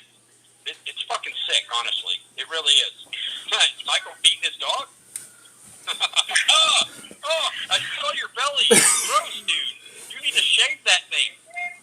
Anyway. Shave that thing. We really do have just a racist societal approach in America. Yeah. My mom is looked at as an immigrant. She's from American Samoa. It's a territory, grew up in Hawaii. She's a vet, and she has been told to go back where she came from numerous times. I have heard it and said one or refused like 5 people straight. But it's really hard for me because both my parents are veterans, and my dad walks through life, and you know, he gets more respect just right off the bat, and I've always seen it. Whereas my mom, she has to earn it despite already having fought for this country, already having done something most Americans haven't. Right. I think it's a damn shame. And then when white lady, it's always old white ladies too. Like it's very seldom been old white men, to be honest, with my mother. But these old white ladies will get so mad when my mom doesn't do whatever they want. And then all of a sudden, it turns into you should just go back where you came from. I'm like, excuse me, you're talking to a vet like that. Do you not support our military? Right. Oh, of course I do. I got my little yellow ribbon right here. Oh yeah, they get very apologetic and backpedal after that. Mm-hmm. Not all your soldiers are white, America. Yeah, exactly. Right. You know, that's the thing that most people don't know. I served with black people. I served with Asians. I served with Puerto Ricans. I served with a guy from Ireland. I don't even know how he got in the fucking army, but he was from fucking Ireland, and he was hilarious. I love that little dude. But hi, Mom. I'm sorry I cussed. They did too. They're ex-military. We're all good. Right. right. True. No, but I served with Muslims. I served with Hindus. You know, a lot of atheists. At the time, I was a Protestant. I'm not anymore. I'm atheist. But you know, I served with a whole slew, a whole diversity of people, and a lot of weirdos too. There were white supremacists that I served with. It'll They shock shocked you. the fuck out of me when I found out. It'll shock these that's Republicans. disgusting. It'll shock these Trump supporters, because I refuse to call them Republicans. It'll shock them just how much inclusivity there is in the military. Literally, in the Air Force at least, we had a whole briefing, and they told us, hey, if you have any sort of racist, homophobic, anything like that views, it's time for you to go ahead and get the fuck out. Like, literally, they put it to us that way, point blank, period. I wish at basic they would just be like, okay, all the white people over here, and they pull them all to the side and be like, look, it's black people. You're gonna work with them. Fuck them. Get the fuck out. You're right though, because I mean, at the end of the day though, their point is very valid. You have to trust this person, and this person has to trust you with their fucking life. There's no room for let's fucking care about this person's skin color. There's no room for that shit. Look, I don't have tolerance for this excuse of this is the era I grew up in, and Yeah, no. this is how I was raised. No, you can learn, because my grandfather was a Marine from Missouri in the 50s, and he served during the Cuban Missile Crisis, and his comrade that he trusted the most with his life was a black man. I completely agree. When he came back and traveled through Vegas doing music, his best friend again was another black man, and my dad's family, we have a lot of staunch Republicans and staunch racists, I will be honest, but We all do. there's also Yeah. this It's but there's also unfortunate. this great breadth of people that did learn tolerance a lot earlier on and continue to teach it in our family. And so I just don't have the tolerance for someone that says, oh, this is the way I was raised, this is how I was taught. You can unlearn anything. So I'll go ahead and say this, just because me and Sean had a conversation on this over the weekend. So, mind you, Michael's gonna say he has a black friend. so mind you, I still identify as a Republican, and I'll tell you why. So myself and Sean, hey, fuck you, Sean. Myself and Sean actually talked about this over the weekend. Right now I'm listening to a book, Decision Points by George W. Bush. And I'm listening to this book, and number one, it's giving me a whole different perspective on his administration. But number two, it's explaining a lot of his thoughts and his policies. And I'm like, you know what? That motherfucker, he may have been a little simple, but I agree with what some of the stuff he thought. You know, kind of like stem cell research. He explained, he was like, a lot of people thought that I said fuck stem cell research. I didn't completely ban stem cell research. I said that if there is a chance that the stem cell could become a fully functioning human, then no.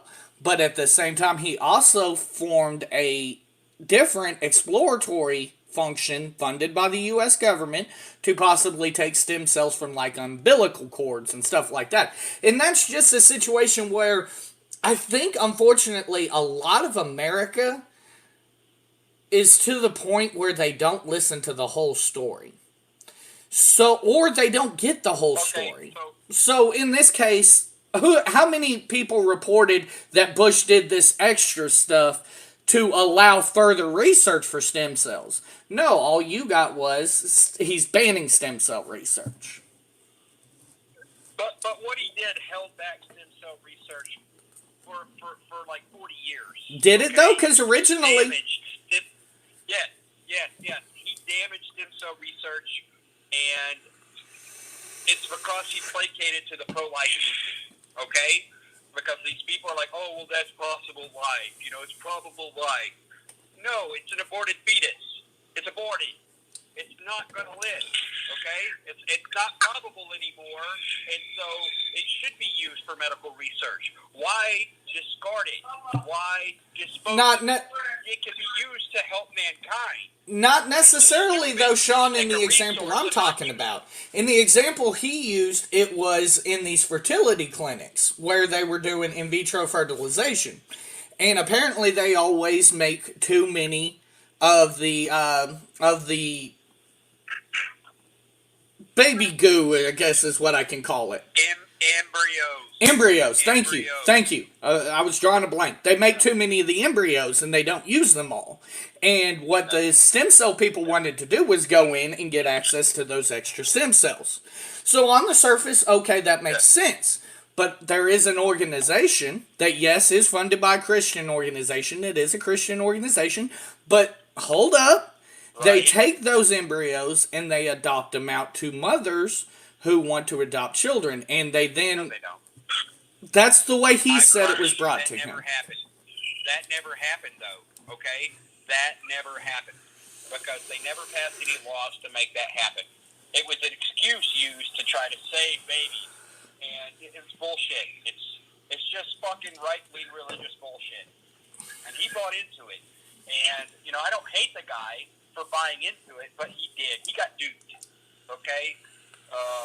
Again, you're taking a resource that could help Christopher Reeve fucking walk again, right? And we just said, hey, you know what, Chris? Fuck you. We don't care. We just want the fucking babies to live. And he died. He fucking died because you know, he wasn't able to have any kind of stem cell research to help him regain the ability to walk again. And that might have happened. That might have been a possibility in his lifetime. But no, we held it back. You're using a key word there, Sean. You're using the word might, though. And that's another thing that he said that the pro-stem cell research crowd was doing was they weren't using the word might. They were using a whole lot of this is what it can do. And he said that that was dangerous because he didn't want them to overpromise and then obviously underdeliver. But we don't know what they could have done because he stopped it. They were on a progressive road to get people the ability that are paraplegic, the ability to move their limbs again. Okay? And that was halted. And we still haven't resolved that issue because we're placating to the religious right. So, bullshit. So question though, why can you not use the umbilical cords? Like actually, I didn't know Dr. Ben Carson had any thing to do with this decision, but he personally said he consulted with Dr. Carson, and Dr. Carson said that the umbilical cords were more viable than even these embryos. Okay, Dr. Ben Carson is a quack, and you know this. Okay, that guy, he shouldn't even have his fucking. I don't even think he has his license anymore. He's doctor in name only now. But the guy's a fucking quack. He's a right wing, puppet. If you talked about somebody that was actually a scientist that actually worked in this industry, well, then I'd be more willing to listen. But not the guy in charge of the housing industry in America. Yeah, I don't understand. I didn't understand that either. Come on. I didn't understand that at all. Yeah. But we kind of got off on a tangent. I didn't mean to go there. But I just wanted to let you know, Tolly, I'm sending the book to Sean once I get done. I'll send it a copy, if I can, to you as well. It's just a very interesting insight into George's, him going over his thought processes whenever he was making these decisions. Like, I would have never thought that George did consult with the scientists that, like he said, basically, in this case, he brought in the Christian right, and he brought in the individuals from the scientists, and then he made his own decision based upon that. But it's definitely interesting to see his decision-making after that. But, guys, we got a little bit more time left. We got about 35 more minutes here. We'll go ahead and hit this one. The Washington Redskins today decided that they are going to retire their team name, the Redskins. They will no longer be known as the Washington Redskins. This seems like a little bit of the whole bait and switch situation again. Like, I realize that people are pissed off about the situation, and it's been talked about for a while, but is this really going to affect the problem that's going on in this country? Is it going to... Well, hold on. Real quick. Callie, are you a football fan? Yeah, I'm Savon. Really? What's your favorite I'm a Steelers fan. Woo! Oh my God! I didn't even know that, but that's why Are you me and Steelers Talia are fan? such good friends. Yes, Are you a absolutely. Steelers fan, Mike? Fuck yeah. Michael is Oh, Steelers. ew. Fuck yeah. Yeah. It makes me question no, myself, Money Mike. No, I'm a LA Rams fan, so keep it California. My yeah. uncle as well. My dad's good. I guess now Las Vegas Raiders fan, which he likes because he grew up in Vegas. So. Okay. Well, But you know about football, so this is pretty cool. Yeah, I'm glad the Redskins are changing their name. They've been bringing this up, every 10 years or so, because Redskins is a derogatory term. defamation. It's a racial slur. Yeah, and yeah, they shouldn't use that. Pick a tribe and go talk to that tribe and say, hey, you know what? This has been the Redskins for this long. What's a name that we can use? We want to ask your permission. See, that would be cool. That was going to be my point. It's like I was going to equivalent it to if you used Hawaii as a mascot, right? There would be a big difference between using the term Na'ali'i, which it means like a soldier. That's just like a soldier, just for example, versus using a derogatory term like Redskins, or I guess in Hawaiian's case, Howley. what would be something? Howley, but that's what we refer to outsiders as. Yeah. Yeah, but you can be any color and be a Howley. Yeah, that's true. Howley just means outsiders. I lived there for 3 years, so I was called a Howley quite a bit. So yeah. I forgot you had Where? lived there, I Sean. guess was it when you were in the military? Yeah. I was stationed at Schofield Barracks. I spent most of my time in the bars in Honolulu and Waikiki, and the strip I clubs. grew up in Oahu, so I know where you were. Oh at. yeah. Yeah. I love Oahu. I grew up in Oahu's Aiea, right across the street from the Aloha Stadium. Oh, yeah. Nice. So- I went to a lot of the Rainbows games there. Go Rainbows. So, the Navajo Nation released a statement this morning at 10:18 a.m. The president, Jonathan Nez, says this change did not come about willingly by the team's owners, but by mounting pressure and advocacy of indigenous people such as Amanda Blackhorse and many other warriors who fought long and hard for this change. Yet again, I mean, I realize it's... I believe that. I realize that it's something that has been fought for quite some time, right? But is this, yet again, is this a situation that it moves the ball at all as far as race relations in this country? My argument is it needed to happen because Native Americans are constantly petitioning, rallying, and protesting against things that are harmful to their way of life, their culture, their history, and we ignore them all the time. Like Mount Rushmore, they're constantly petitioning, rallying at Mount Rushmore to restore their native lands and their sacred lands, but we never talk about it. They petitioned about the Redskins' name for, I think, well over a decade. Oh, yes. And they were ignored. Years. 2 decades. Yes. 2 decades? That's what I was thinking. 20 damn years. And then we start talking about the pipeline, and they're constantly being beat down any time that they try to petition and use their First Amendment rights in this country. And this land was stolen from them. So if it is a name that they've been petitioning for 20 years about, then give them that name because that's one step closer to Mount Rushmore. So my question here is this, though. Go ahead, Sean. I apologize. I was just going to say, every single inch of American land and the territories that America owns has been stolen from indigenous people. I agree. Every square inch. And, we should look to our neighbors in Canada where they have done more to protect and preserve native lands, native culture. Yes. They're doing so much more than what we do. We just shut on them time and again. Beautiful indigenous woman from Canada during the World Singing Championships last summer. Her name was Marilyn. Amazing. I'm friends with her on Facebook, and I follow her just to get to know her tribal life. She speaks a lot of the language, and that's what I find amazing is that as an indigenous person to North America, she has that culture. She has her language. She has all these things in her community still.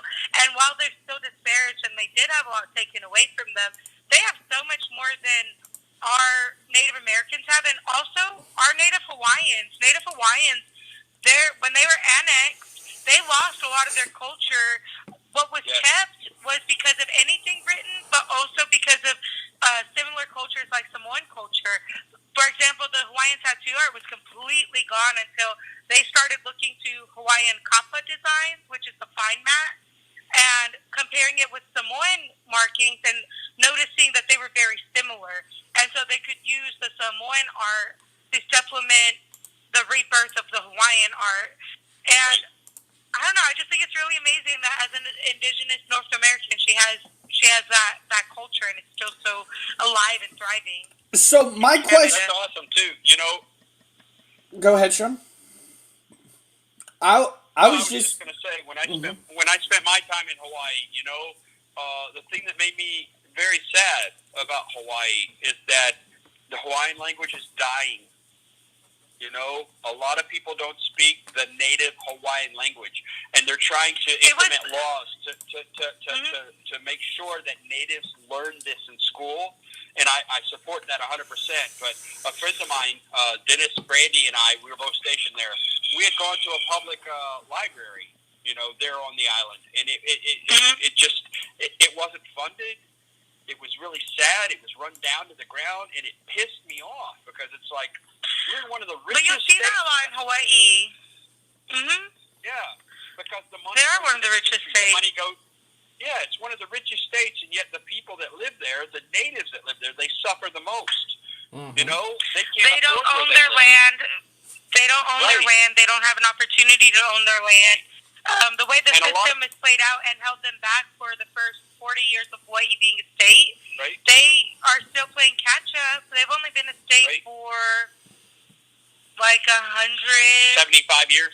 Like 75 years. I thought it was almost 100 years. I was going to say it's almost, but is it only 75? I think it was only in the 50s that they ratified statehood. Yeah, it was in the 50s, so it'd be about 75 Oh, years. they were occupied. Yes, they were occupied in the 1800s, but they weren't annexed yet. You're correct.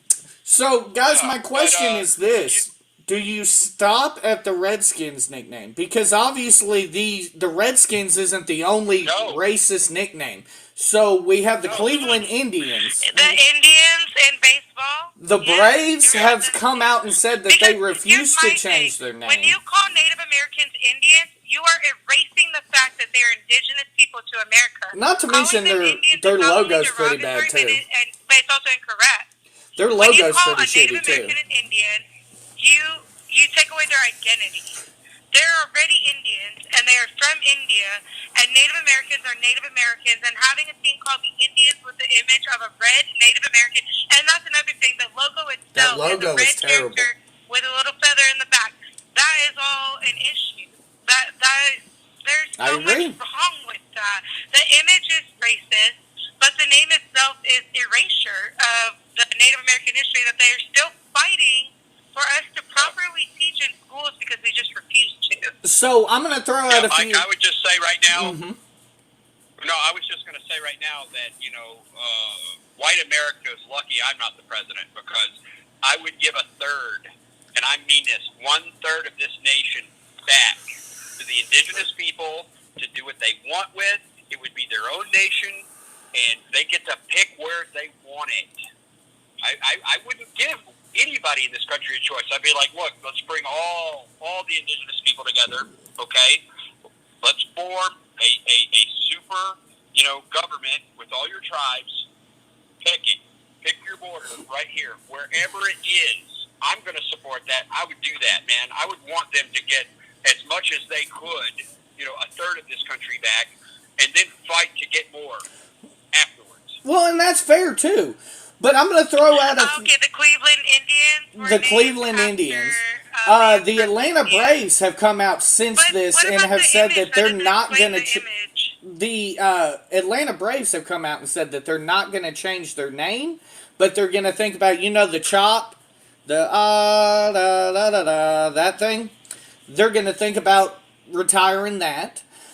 One that I'm interested That'll be in. racism. One that I'm interested in, though, is I believe they have permission from the local tribe, but the Florida State Seminoles. I'm wondering how that's going to play out for them. As far as I know, they have permission. If they have permission from a tribe, then that's that tribe's decision. The fact that most of these teams have picked mascots because they wanted to, I mean, that's wrong. The Cleveland Indians were not named after Indians. They were named from a man from India that played for the team. Oh, I didn't know that. I did not know that. But my question is, how does that explain the image? 'Cause The image what is I pretty really rough. have the issue with. Keep the name if you change the image. The But image is if that's pretty the rough. history It of the just name, then lost that's a Sean. totally different conversation. But that doesn't make the image non-problematic.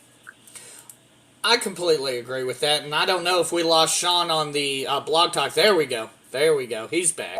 I hit the wrong button. I hit the wrong button. No, but isn't the guy for the Cleveland Indians, isn't his nickname Injun Joe? Yes, I think it is. Isn't that their mascot? So, I mean, they named it after a guy from India, okay, but then they were like, well, it doesn't make sense to put a guy from India, you know, then they'd be called the Hajis, right? 'Cause that's racist. Let's do that.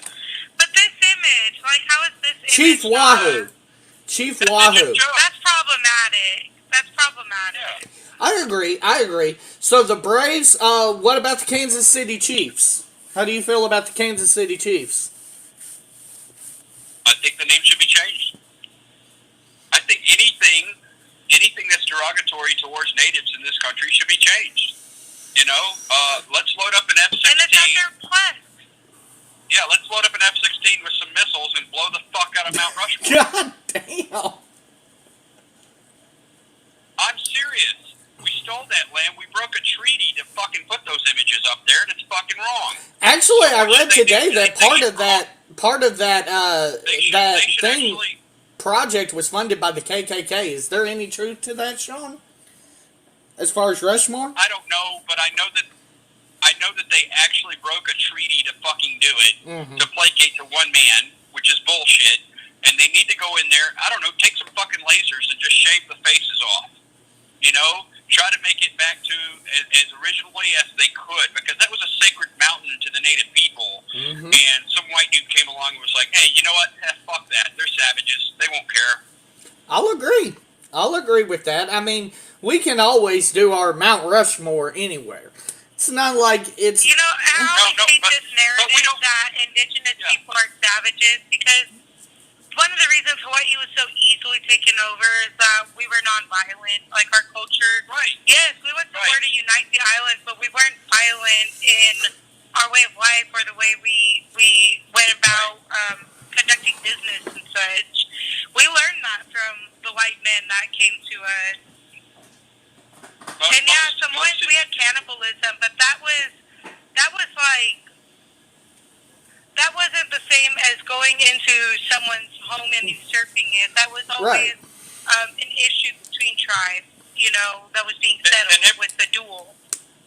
Everybody should try cannibalism. Why not? So, Just try spam. I read a myth once that was made to mimic humans. still never had Spam, Tolly. I've still gotta try that delicacy. Still my favorite. Hi. But, Hi. Hi, Dad. Hey, Dad, wave at the camera. I... Hi. Hey. But, so, you said, as far as the Seminoles go, because they have permission, you think they should get a pass on that? Florida State? If somebody gives them permission, yes. Okay, that would be fine. I don't have an issue with that. You know, we obviously can't go to Sparta and ask the Spartans, hey, can we have permission to use your badass name? Right. Because there aren't any Spartans. Right. You know what I'm saying? So, I mean, you know, you want to have the Spartans? Okay, cool. That's a name that you can use. Free But I game. mean, if you really want to change the name from the Washington Redskins to something else, and you're mad about it being the Redskins, well, let's just call it the White Trash. Well, another thing that I'll tell you, people forgot about after they actually physically changed their mascot to the Land Sharks, the Ole Miss Rebels, the University of Mississippi. They're still the Rebels. Now they've stopped playing Dixie as their fight song, but I mean that right there is a little troublesome when you look at it specifically. I mean, all these racist tropes need to go away. Okay, get rid of all the Confederate flags. Get rid of all these fucking mascots.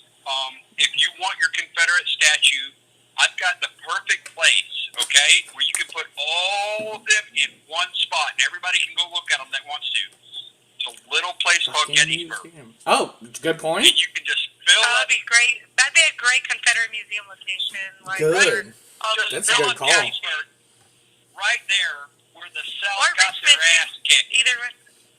That's a good call, Sean. I really like You know that. what's funny? I don't think there should be any reminder to oppress people of their oppression when they go to the state grounds or go to a public function, like event, like a sports game. I don't think there should be a reminder of the oppression that their people have faced I agree to an when they extent. go. I agree to an extent. So But my thing is this, I though. want to share Go something ahead. real quick. My favorite meme that I saw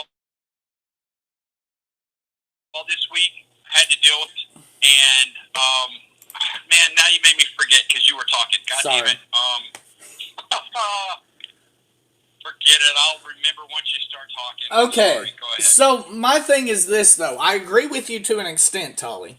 So I agree with Sean's plan wholeheartedly. Put them in a museum somewhere. Their fucking history. Fucking put them in a museum. That's different. Oh. You can learn in a museum. You Exactly. Can tour. There's historians that write stuff to teach you about it.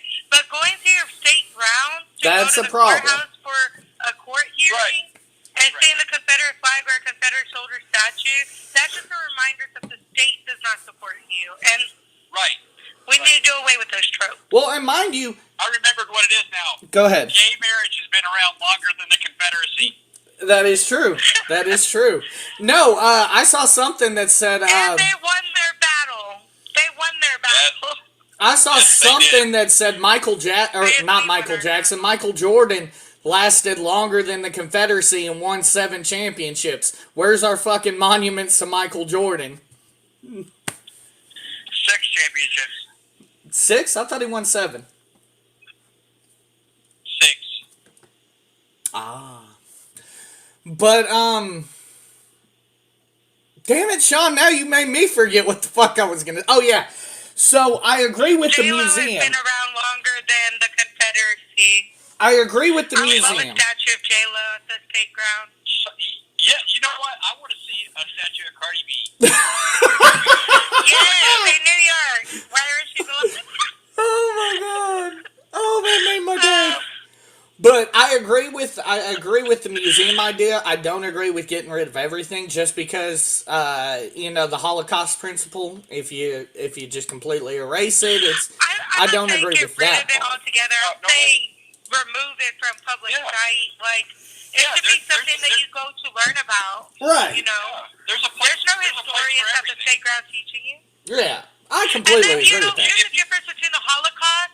Here's another difference between the Holocaust and the Confederacy and America just in general.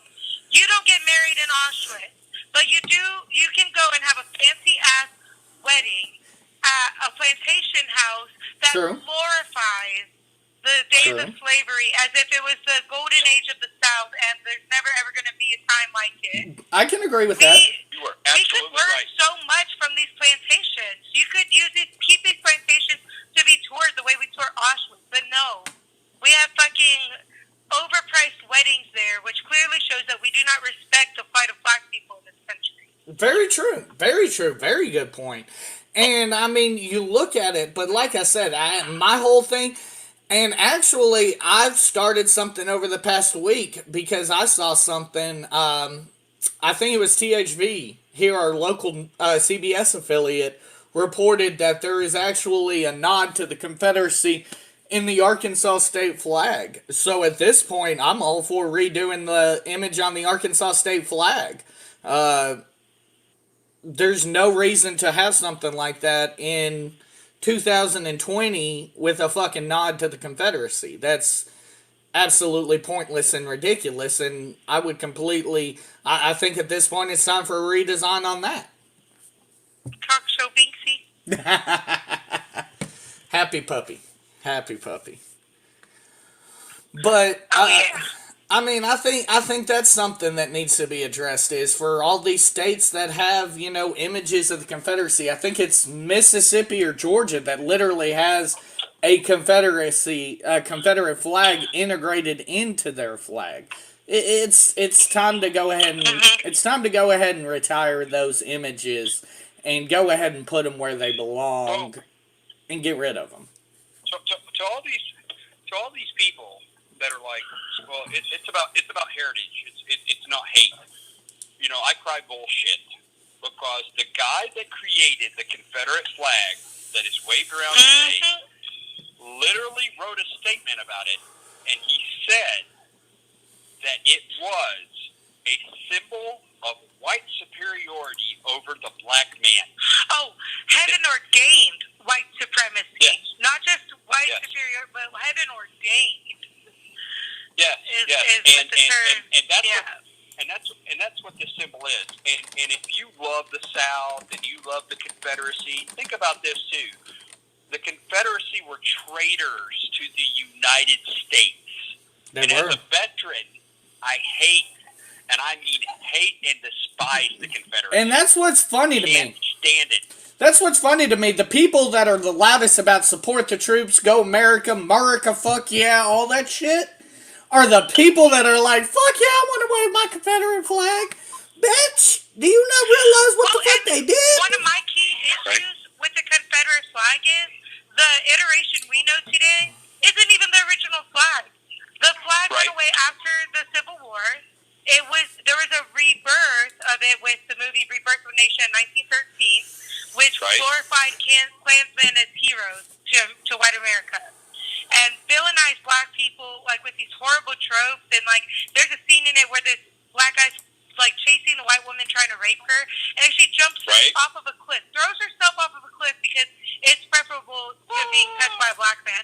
Yeah, just like that. Right. But this was the first revival of that Confederate flag, and what came with a different flag. And then another flag came during the Civil Rights Movement. That's the flag we know today, and it was revived literally as a symbol against the Civil Rights Movement.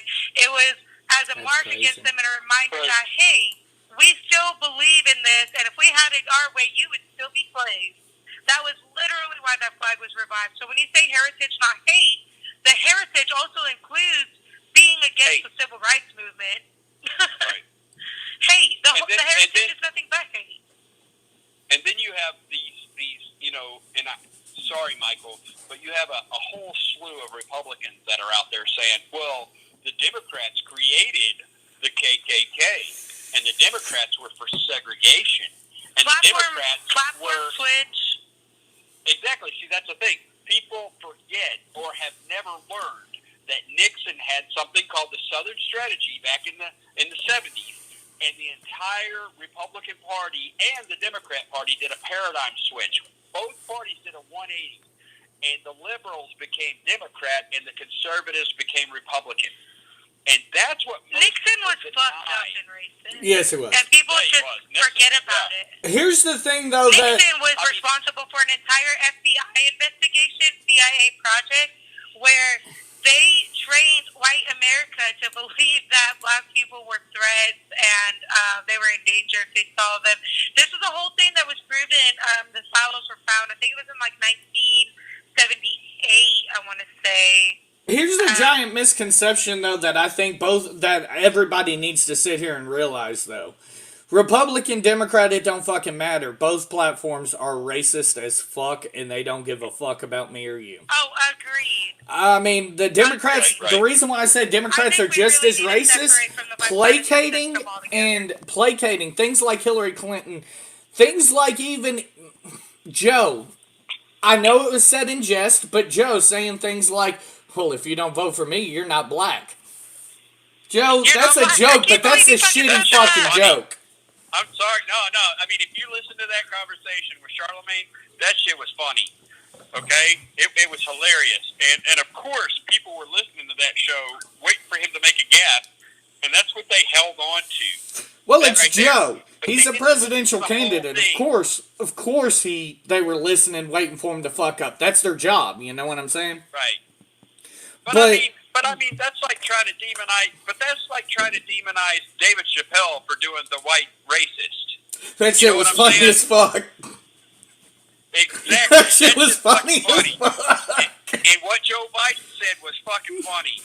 You know, you had to be listening to it in the moment. And Charlemagne the God, I mean, everybody was laughing in the studio. You know, you're kind of right about that. Like the Trump supporters always like to say, you're taking it out of context, and you're right. When you take the statement itself, and in this case, it actually applies. Unlike with Trump, if you take the statement itself, then yeah, it sounds so bad. But if you do put it in context, it really was not actually like Oh that. God, y'all just opened up the Right. door for the Trump supporters to flood us with, but Donald never got a chance to look at it in context. No, that motherfucker's just stupid. Right. Hey, we got what? We got 8 minutes left. Fuck it, we right? can go over if need be. So we will, but I wanted to go ahead and do a vote right now, since you and I are the majority here. Who wants Tally to join the show? If Tolly can be on here Monday nights to do this, yeah, I'm completely down. I absolutely, Tolly, you've been fucking phenomenal tonight. Can you do that? Yeah. If I ever can't, I will let you know ahead of time. Works for us. Okay, cool. Because like it happens every now and then that we can't do a show like last week.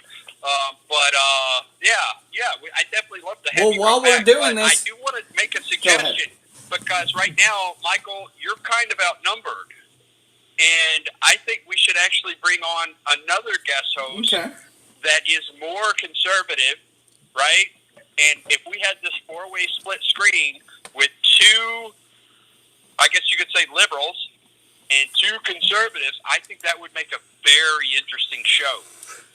Now, I tried to get a guy to come on that was extremely conservative, and he just kind of petered out. He didn't want to come on or whatever. He hasn't messaged me back. He sounded really interested, but I don't know. Maybe we could find another woman, a conservative woman, not Leslie Rutledge, please. But that would be. I think that would make an interesting dynamic to have 4 voices on here. That would be. You know, and she could be under you because I don't want her to be under me, right? But yeah, and I think that we could go back and forth and have some really cool banter. Well, Tolly, one thing I will tell you, because I know we work at the same place, be prepared because election night we're going to be going all night doing coverage, so be prepared to take the next day off. Yeah, go ahead and put in links for that because we're all doing that. Yeah. As a matter of fact, we've kind of made a plan. It's kind of gone by the wayside, but we were talking about getting together, drinking a bunch of beer, and live streaming some coverage. So let's get fucked up. Are we gonna live stream from one location, or that's what we were wanting to do. Yeah, that's what we were wanting to do was live stream from a single location. November is going to be colder. I have a place we could go in Hot Springs. That's enough time to get that taken care of for Lake House. And we could definitely do a live stream from there. And get fucked up and talk about how we're depressed because the Cheeto won again. I mean, I'd have to clear it, but I mean, I don't see this being an issue. So. Right. How is the Wi-Fi and all that, the reception and everything? Because I've got some family that have lake houses out there. Okay. Because sometimes it doesn't work so well out there, like Catherine. Well, we're off Hamilton. Okay. Sweet. Okay. So final topic. I'll see about that so we can get that planned well ahead of time. Sweet. Final topic here. Well, go ahead. Well, our homework for this week, we definitely all need to try to find a conservative that wants to join the show. Okay, and I suggest checking out the news. They all hate me. Right. That's what I was going to say. They all hate me too because I'm like, hey, would you like to be on this podcast? And guess what they all say every single time? No. Go fuck yourself. Yeah. But guys, Colt 45, I've been enjoying the spin on this. Trump actually wore a mask this weekend. Did y'all pick that up? Peep that out this weekend? Trump actually fucking wore a mask? I That cocksucker? did. Yeah, but I mean, it's meaningless. That was politicized months ago, and the fact that he did it just yesterday? Yeah. It's meaningless. It's bullshit. Yeah, I mean, Ted motherfucker. Cruz was on a plane today, not wearing a goddamn mask. Oh Somebody my took his god, did you see that? Fucking American Airlines is having to Yeah. investigate his ass because he was like, oh, his publicist said, oh, he only took it off to get a drink. But there's actually another No. photo that shows him like sitting in the lounge Right. or something without a fucking mask on. God damn it, cruise missile. Right. God damn it, cruise missile. Yeah. We have a suggestion here from Dina. She says, ask Alan Robertson. He's a Roberson. He's a big one. I'm assuming a conservative. Or she asked if we want her to ask him if he wants Yeah. to be on. Yeah, if you wanted to ask the guy to try to come on and be a guest host, we have to try everybody out that comes on the show because Not we've everybody's had going to be some like instances Tolly. where That's people fucking got- awesome. Right, and we've had some people that have guest hosted before that were kind of extreme, and we couldn't do that. So if they're conservative, if they love Trump, if they want to come on and voice their opinion, this is what I would prefer: a right-wing religious zealot that loves Trump.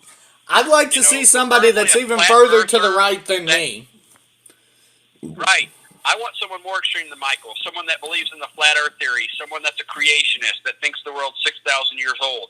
Someone like that would be perfect for me because I would have so much fun with that. Right, absolutely.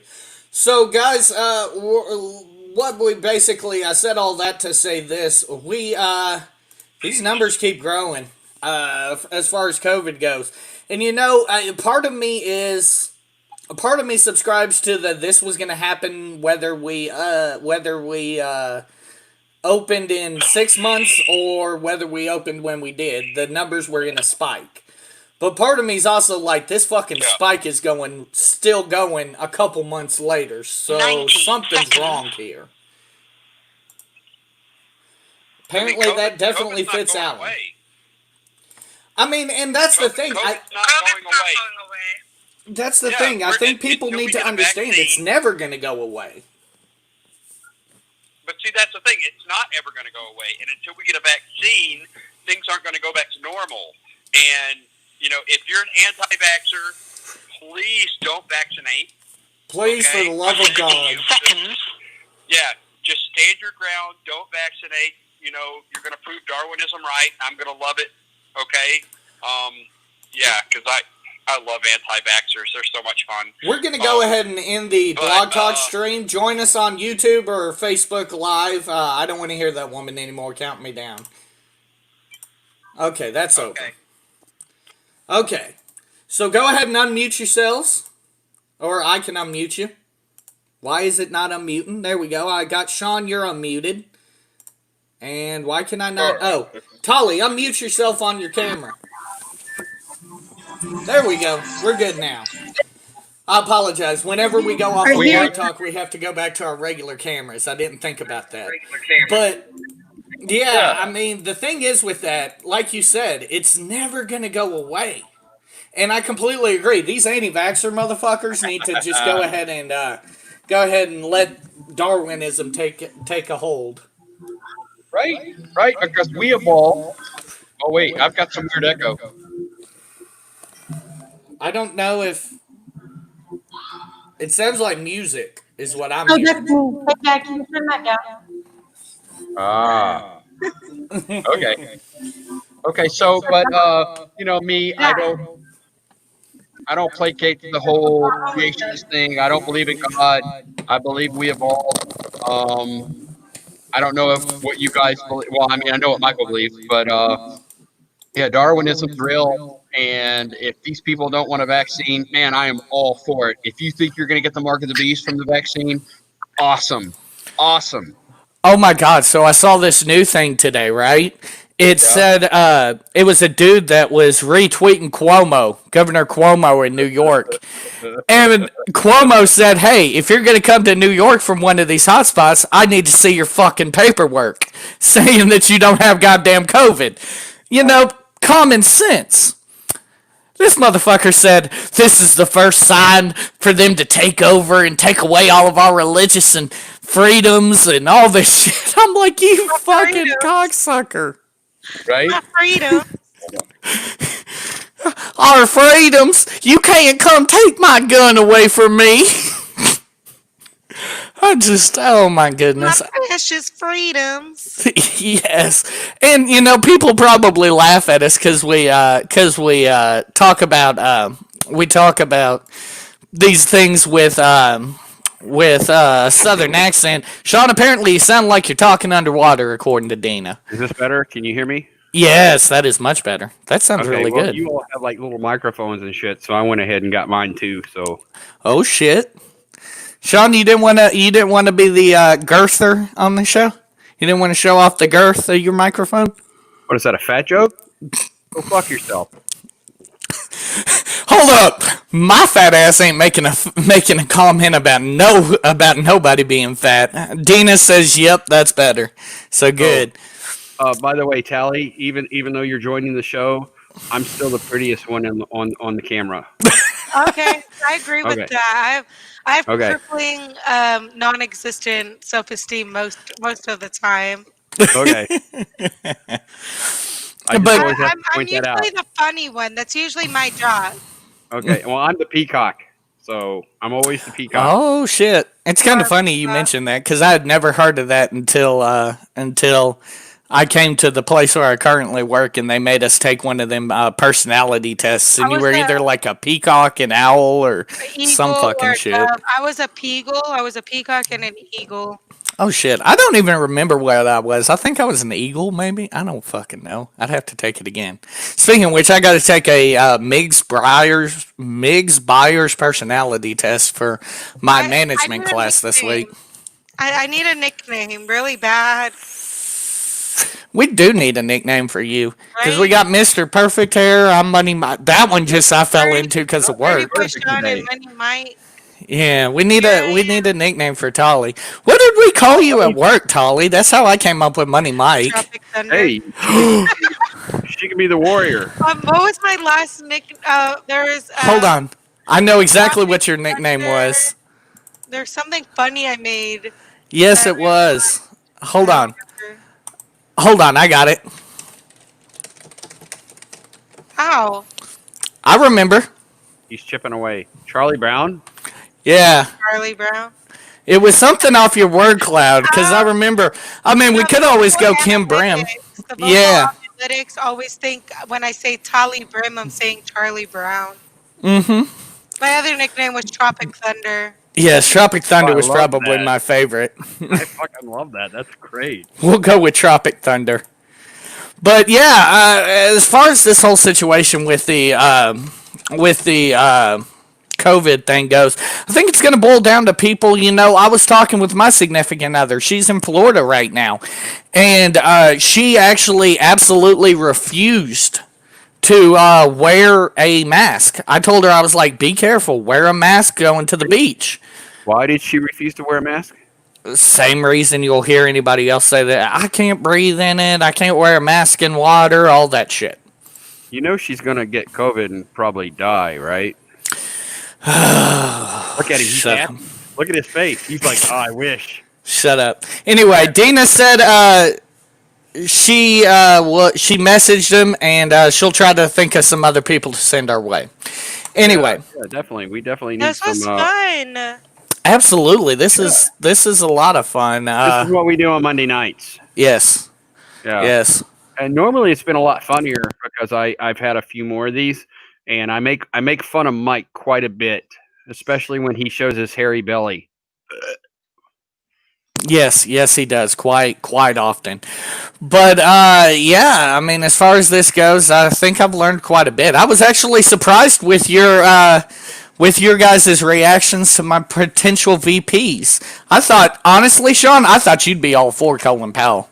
I thought No. you'd be all over that shit. I have a personal bias against Colin Powell because one year during the 82nd Airborne's review, he kept me on a fucking parade field for 3 hours while he told me nothing in 90-degree weather. You know what? That's goddamn Colin Powell, and you shut up and listen to him. I personally hate him just for that, and he can kiss my white Irish ass. But my thing with Colin, though, like I said with both of these, I feel like remember, and I was telling Tolly about this before we went on the air. Remember when John McCain was going to announce Joe Lieberman as his running mate, and then it got leaked to the media, so he had to switch to Sarah Palin? It's not unprecedented that you go across party platforms. And I feel like if you want to bring back some of those people that were disenfranchised, I don't know Colin Powell or Condoleezza Rice. Fuck it, T-Dub. He's going to vote for him anyway. I seriously, if Joe Biden picked Dave Chappelle, he would win in a landslide. As fucked up as that sounds, as fucked up as that would be, I mean, that motherfucker would be getting crunk on the fucking White House lawn. It's crazy. But he would win. Yeah. Because David Chappelle is a genuine human being. So real quick, before we end this thing, I do have to ask you guys, it's getting more and more steam. I know you laughed at me, Sean, 2 weeks ago when I asked you this, about this, but is he going to make it all the way to November? Is the Cheeto going to be on the ballot come November? Well, yeah, I mean, he's not going to fucking give up. By the way, go ahead. Yeah, I mean, he's not going to give up. If he hasn't given up by this point, it's fucking July. It's 4 months till the election. He's in it for the long haul. And That's true. If he loses, he's going to cry and bitch and scream and let's take this to the Supreme Court. It's going to be the worst transition of power ever. It will be worse than the 2000 election when Bush stole it from Gore. Hey, watch your mouth. Yes, Bush stole the election from You Gore. watch your whore mouth, Sean Castleberry. Gore should have been president, and we never. He won by 500 votes. Gore tried to steal the election from Bush. We never would have went to war. Oh, look, she's so bored with us right now. No, I'm not bored. We would have went to war. 9/11 would have still happened. Damn it. Okay. Would it? Would it Yes. have happened? No. 9/11 would not have happened. We would have stem cell research. Gay marriage would have happened a lot sooner. Yeah, I mean, the world would be a better place. It's like But Obama may not have happened. Obama would have happened. You think we would have gotten you think we would have gotten, by that point, 8, 16, 24 years straight of Democratic leadership? You really believe that? Every time we have a Democratic president, we get close to balancing the budget. We get further from the deficit. Things are more peaceful, right? Things are generally better under Democratic presidents, no matter what. When Republicans take office, we go to war. We have recessions. To be fair, though, didn't Obama scale up the troops in Afghanistan and Iraq during his leadership? So, I mean, He did do that, and there are things about his presidency that I didn't agree with. And you and I have talked about this several times on many episodes of American Idiots. He didn't close Gitmo. Gitmo's still open. That motherfucking place should have been shut down day one of his presidency. well, me and you disagree on Gitmo anyway, because I think fuck them terrorist cocksuckers. They need to fucking tell us what the fuck they know, or else they're going to get waterboarded. But that's just the Republican in me. If China invaded us, as America has invaded the Middle East, we would be in the same boat. We would be fighting, and we would be the terrorists. It's all perspective, man. It's all perspective. Okay? I mean, just to get your opinion, what is your view on the state of Israel? Who, me? Either one of you. So I have conflicted opinions when it comes to the state of Israel, because while I understand reparations for the Jews, the Palestinians that were already residing there, I feel like they've endured some really unjust violence just for having already occupied the area, and they deserve a safe space too, because that is also their home. Right. What Well, about you, Michael? isn't that what Palestine was created for? I mean, No. Palestine always was. Palestine is what that place was called for thousands of years. The Jews never owned it. The Jews never occupied it. They stole that land. They made a claim based on biblical lies that that was their homeland. Okay. And now they've gone in and committed apartheid for goddamn 60 fucking years. And they're That committing we genocide. support in the fear of being anti-Semitic. We Right? support it, and that's where I don't think that politics should be black or white, and this is why I Right. get really frustrated with bipartisan politics because it forces you to be anti-Semitic or Right? Right? a friend of Jews. I am a friend of Jews, but what's going on in Israel is fucked up. I support, There's nothing wrong with yeah, saying that. I support Jewish people. I hate the Jewish Hmm. government. The Jewish Agreed. government is evil. It's as evil as the Just like Nazi as an American, regime. I love my American, my fellow American citizens, but Right. I do want to overthrow our corrupt government because they don't stand for us anymore. Yay! Anarchy rules. Yes. I mean, I completely agree with that. Like I told somebody this weekend, I actually told my buddy Toomer that was on here a couple episodes ago. This weekend, I told him, the biggest slap in the face that I've ever heard was Donald Trump saying that he basically alluding to the fact that he's the second coming of Ronald Reagan. I firmly do believe. One of my Democratic friends, Mel is her name. She told me one time. She said Ronald Reagan could not be elected dog catcher in the modern Republican Party, and I completely agree with that. It's gone too crazy for me. First off, Ronald Reagan was an actor, okay? And he was the president of the Actors Guild of America. He became the governor of California. He was never more than an actor. He was put in front of the GOP as someone who could read party lines and say what he needed to say. And Mr. be the Gorbachev, character they take down needed him that to wall. be. Right. He had Alzheimer's while he was in office. I mean, Nancy Reagan fucking ran the country. Ronald Reagan was a sad, pathetic man who was used. He was fucking used by the GOP and by the Republican Party. And that never should have happened. That never should have happened. And I feel sorry for Ronald Reagan. Don't talk about my dude like that. Listen to Ronald Reagan Jr. talk about his own father. Well, I mean, Ronald Reagan, and I didn't realize this till last night when I actually looked at him. Ronald Reagan Jr. is very liberal. Yes, he is. Very fucking liberal. So is his daughter. The only one is his adopted son, who's actually conservative. So he's not Really? even. Yeah, he has a fucking talk show on public radio, and the guy's a fucking extremist. He's a fucking loon, and he worships his dad as if though he was fucking Zeus. And you know what? Fuck him.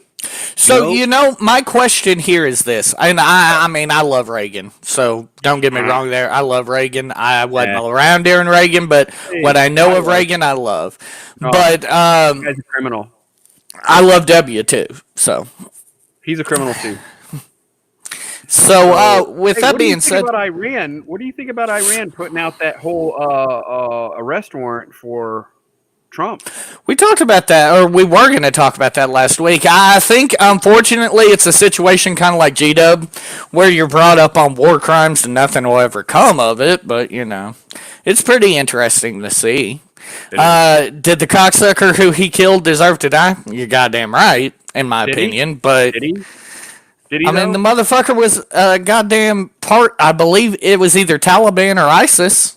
Yeah, but again, I mean, what you call a freedom fighter, or I mean, what you call a terrorist is a freedom fighter for another country, right? I mean, if you side with Israel over Palestine, Hold up. One's throwing rocks and one's launching rockets. You're walking a gray line here, and I do believe that you do. But my thing is this. Do you then say that we have to agree with what happened on 9/11? Because technically, if you look at it from the Taliban's side perspective, they were doing the right thing. 9/11 was our fault.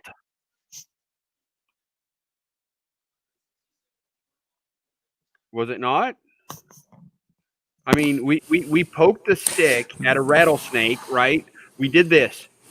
We poked Maybe this if that stick, rattlesnake wasn't a complete dickhead.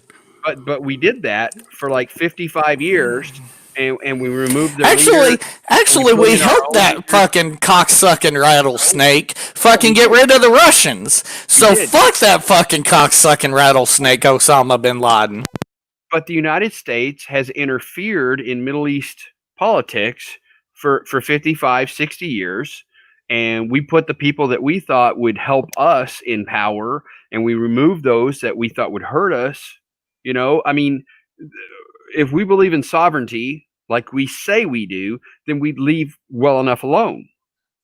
But we helped the Ayatollah Khomeini take power, who put in all the extremist Muslim laws over there. If it hadn't been for our interference, that never would have fucking happened, and they would be on the same par level as we are, as far as society goes. I mean, look at Iran before Have we not? 1973.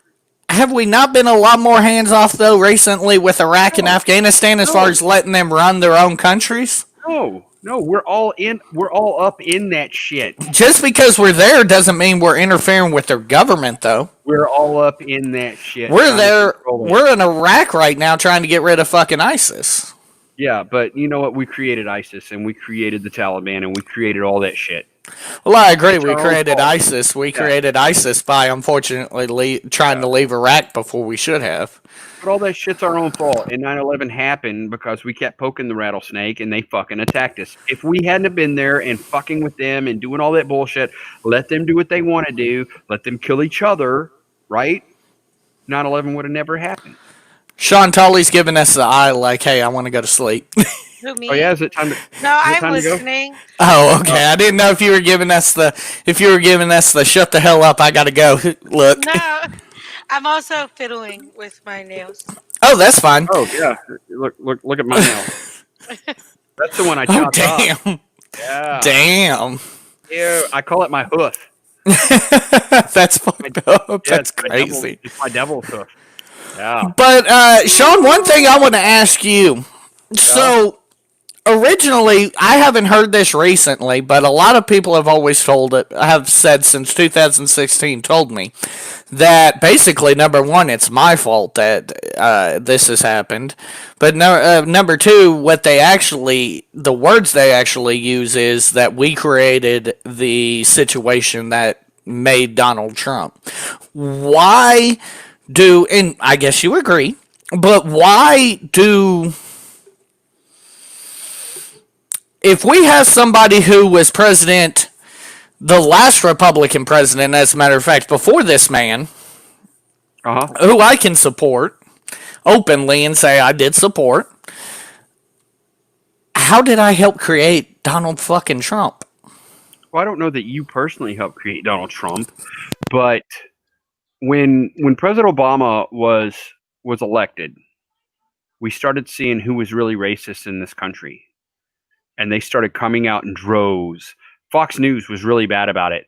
And hold on. I ask you a question though. Was there a little bit too much of that? Because you remember, and I remember having this conversation with you back in 2012 when I was watching the debate at the place we mutually worked at that time, and I kind of shook my head at something Obama said, and one of the coworkers that I had at that time looked at me and said, "Oh, so you just don't like Obama because he's black?" And you know as well as I do, that couldn't be further from the truth. So, I don't know about that necessarily, but okay. Anyway, continue. Well, I mean, so we'd never had a black president before. Every president had been a white male, right? Now, Fox News started painting this narrative about 20 years ago when they first came on the air. One of the things that they really hit hard was that white people were going to be the minority in this country in 2035, which is an absolute lie, because what they're trying to point out is that all the minorities together will outnumber whites in this country. Okay? Now that's true, but whites will still be the majority. But Fox News doesn't paint it that way. Yeah, Fox News doesn't paint it that way. They paint it that, white people, your country's dying, the minority's going to take over, you're going to be outnumbered. That's not true, because then you're comparing it to all the current minorities stacked up against each other. But what you'd really be looking at is each individual demographic. Right. Whites would still be the majority. Right. Exactly. And that's the By thing. far. That's what the white people, when this first came out, that's what they gravitated to. You know, they were like, "Oh shit, this news channel that's brand new that come out, they say they're fair and balanced. But They're see, telling me I'm going to be the minority, and but now I'm that really scared." speaks to the recognition in America of what happens to Black people. It's like Jane Elliott during her lessons. She'll ask the audience of people, the auditorium full of people, please stand up if you would want to be treated like a Black person in America. Right. No one stands. And she says, Right. I don't think you understood my question. I said, if you would like to be treated like a Black person in America, please stand up. No one stands again. And she says, what this tells me is that you recognize what's going on, but you do not actively do anything against it. About it, yeah. I No, can agree. you're absolutely right. And again, for 20 years, Fox News has been poisoning the minds of the boomer generation. Okay. Now, the boomer generation is one of the most selfish, egotistical, and evil generations that They're who America has ever Europeans seen. think of when they think of Americans who are me, mine, do Yes. not think of their Yes. communities. Right. They were the hippies in the 60s. They were all about free love and you know, getting high and all this other bullshit. And they didn't care about the war in Vietnam. They didn't care about anything as far as like patriotism or any of that shit, which, you know, I'm not for the war in Vietnam, but they really stood against it. They took a stand. And then as soon as they graduated college and started getting these really nice jobs and everything, they became yuppies in the 80s. Yeah. And they amassed their fortunes and they got their retirement. And Reaganomics. now they're all on Social Security, right? Right. And what do they want? Well, we don't need Social Security. It's an entitlement. We don't need all this other shit. We hate the other generations because they want. Well, of course we want. You got yours. Fuck us. Fuck you. You know what? I hope you all get COVID and fucking die. I want your generation. I want your fucking generation to fucking die as quickly as possible so that our generation can fix all the shit that you fucked up in this country. Yes, I agree. So- well, not with the whole death scheme, but just shut the fuck up so we can fix this Right. shit already. God I mean- damn it. I mean, COVID is impersonal. It's not me killing them. It's Yeah. their stupidity. So And I really do hope they get COVID and die. So, Sean, obviously this all came to a head in 2016 with Trump versus Hillary. Right. And just as I cannot say that President Obama was only elected because he was a black man. Okay. Hold on. Apparently, Harrison said guy on the bottom really said some horrible shit. I don't know that I agree with that, Harrison. I think that I'm definitely not going to get rid of him. Get rid of that fi. Hey, you know what? Yeah, I mean, I'm controversial. I say a lot of weird shit. I'm going to warn anybody that watches the show now. I'm so leftist, I'm close to Marxist. Okay? Now, I'm not 100%. I've studied Marx. I agree with a lot of what he said, but not everything. I'm not a capitalist in any means. You're one viewer. Oh, he's our one viewer from Cummins. Oh, is he the one that's in comments? That makes sense. That's the guy that wants to kill me. Oh, yeah, I get okay, that. okay, now it makes sense. Never mind. I don't even have to explain myself. That's why he hates me. Okay, cool. Anyway, so it all comes to a head in 2016, but just like I can't say President Obama was only elected because he was a black man, even though I will say that it did have something to do with it.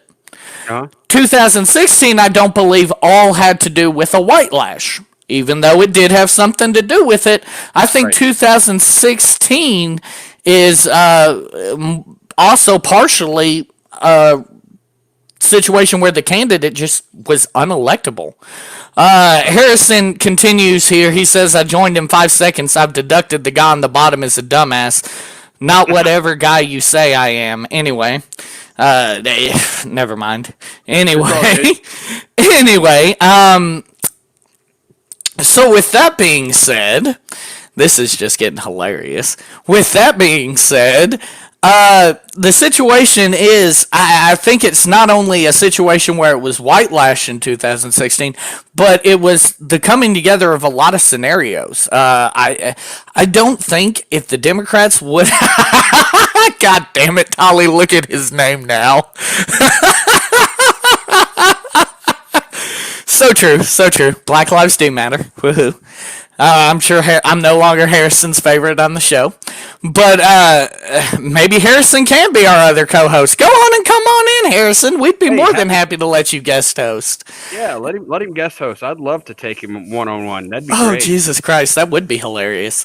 right? But with that being said, the situation with this is I believe that it's going to be. Oh wow, are you really going to ignore your one viewer? It's hilarious. Lady on the top right, are you really this dumb? I feel like you were dragged along.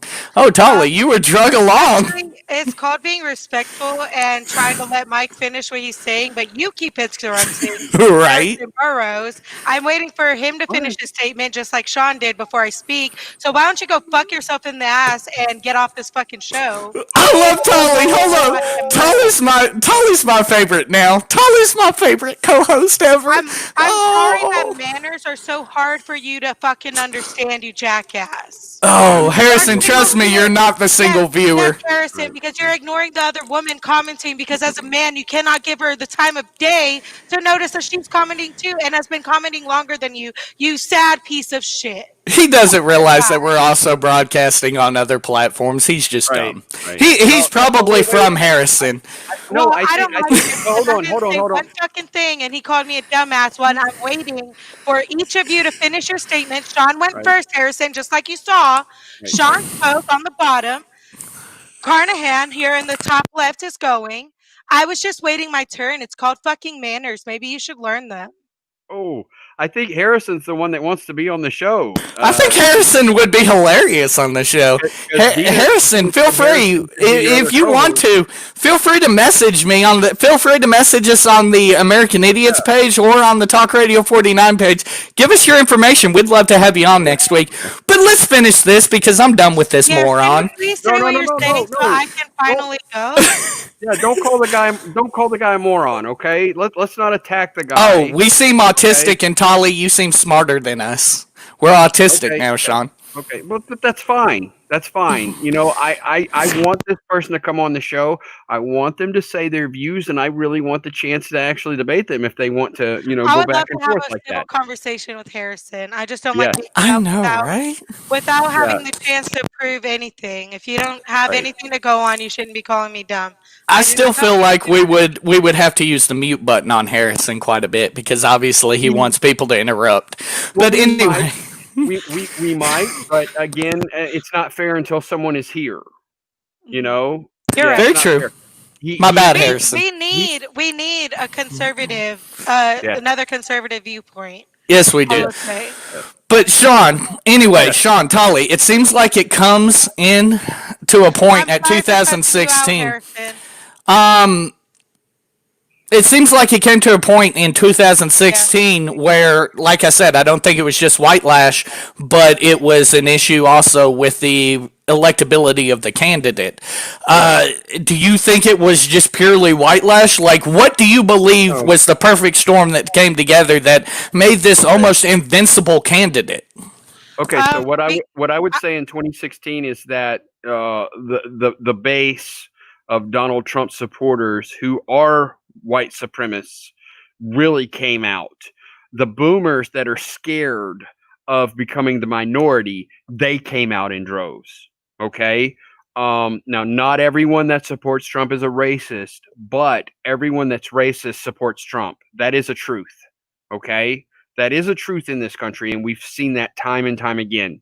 Um, the sad part about it is that you know the majority of African American voters didn't vote this time because they felt they had no representation, and they didn't like Hillary, and that's their I choice. agree.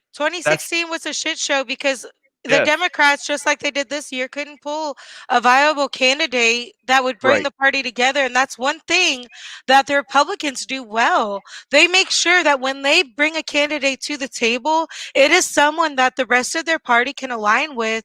And the right, Democrats, they forget how broad their platform is and they leave right. out too many demographics.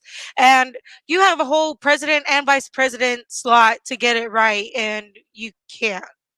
Yeah, and you're right. Yeah. And the DNC likes to play identity politics. They push Bernie to the side again, which is bullshit. They need to lower the identity politics and talk about the things that we said earlier: the economy, education, healthcare, the things that really matter to Americans.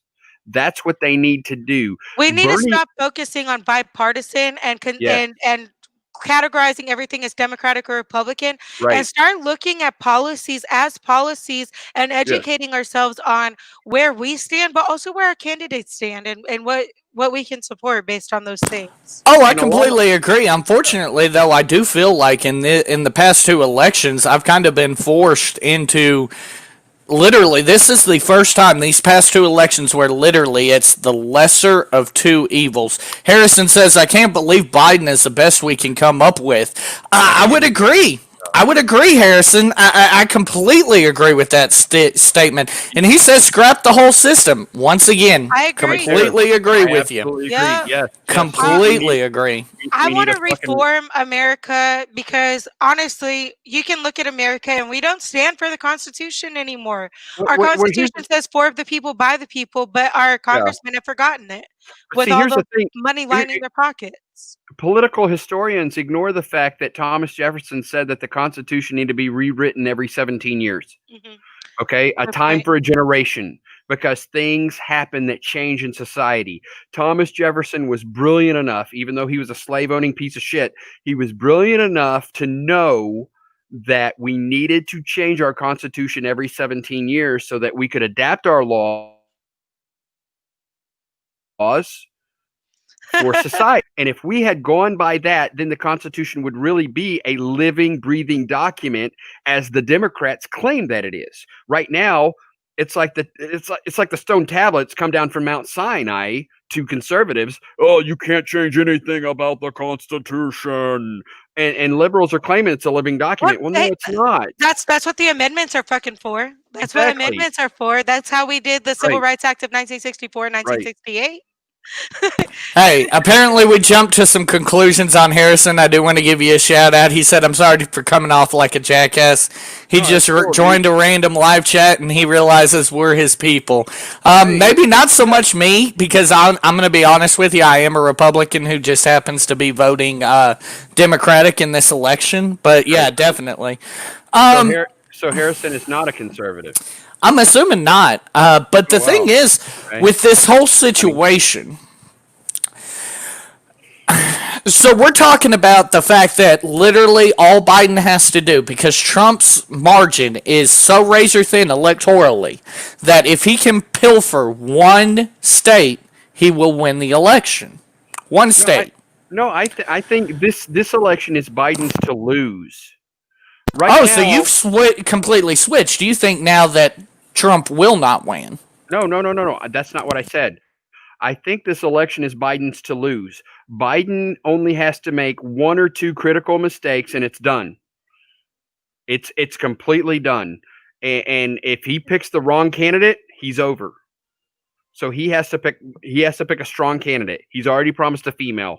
He needs to pick someone like Kamala Harris. He needs to get a strong black woman in the White House with him. If he doesn't do that, if he picks someone like Elizabeth Warren, it's over. Because people don't like Elizabeth Warren. As much as I like Elizabeth Warren, It's the Hillary factor.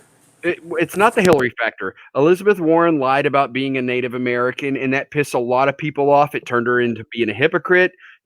I wish Gabby Gifford could run. She can't, obviously, because she was shot in the face by a fucking right-wing extremist, and it fucking breaks my heart. But Gabby Gifford would have been the perfect vice president for this country, because she was amazing and she was awesome.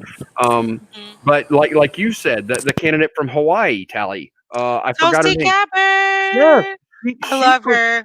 She could run. She's a veteran. She's strong. She's on the left, but she's also moderate about certain issues. I think he really needs to go and look at and talk to her, and maybe consider her. I think she could be a strong candidate that could push Biden over the edge. Let's see. Harrison Burroughs is a libertarian, which is basically a conservative too afraid to commit. Right. In my opinion. Harrison also made a comment on statues that I wanted you guys to comment on. I've got it on the screen right now. Well, the statues that were put up from for the Confederate, soldiers that were put up, were most of them were put up during the Jim Crow era, and they were done to piss off black people. So, as far as any of the conservative statues that are up there, number one, they were put up during Civil rights the movement. 30s, the 40s, the 50s, and the 60s. And two, the fact that they were traitors to the United States of America. Fuck all of them. They deserve no honor. They can kiss my ass. But I think they could be in a museum. I believe history has its place.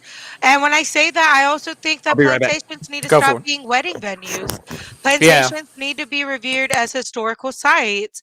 Because when we look at Germany, we don't see people getting married in fucking Auschwitz. We tour it, we learn from it, it's history. We keep it, we respect it, we memorialize it, but we don't glorify it. And I think that's an important thing to remember when we're looking at old Confederate statues and, um, well, statues and really like the flag, anything like that, any kind of symbolism. I can completely agree with that.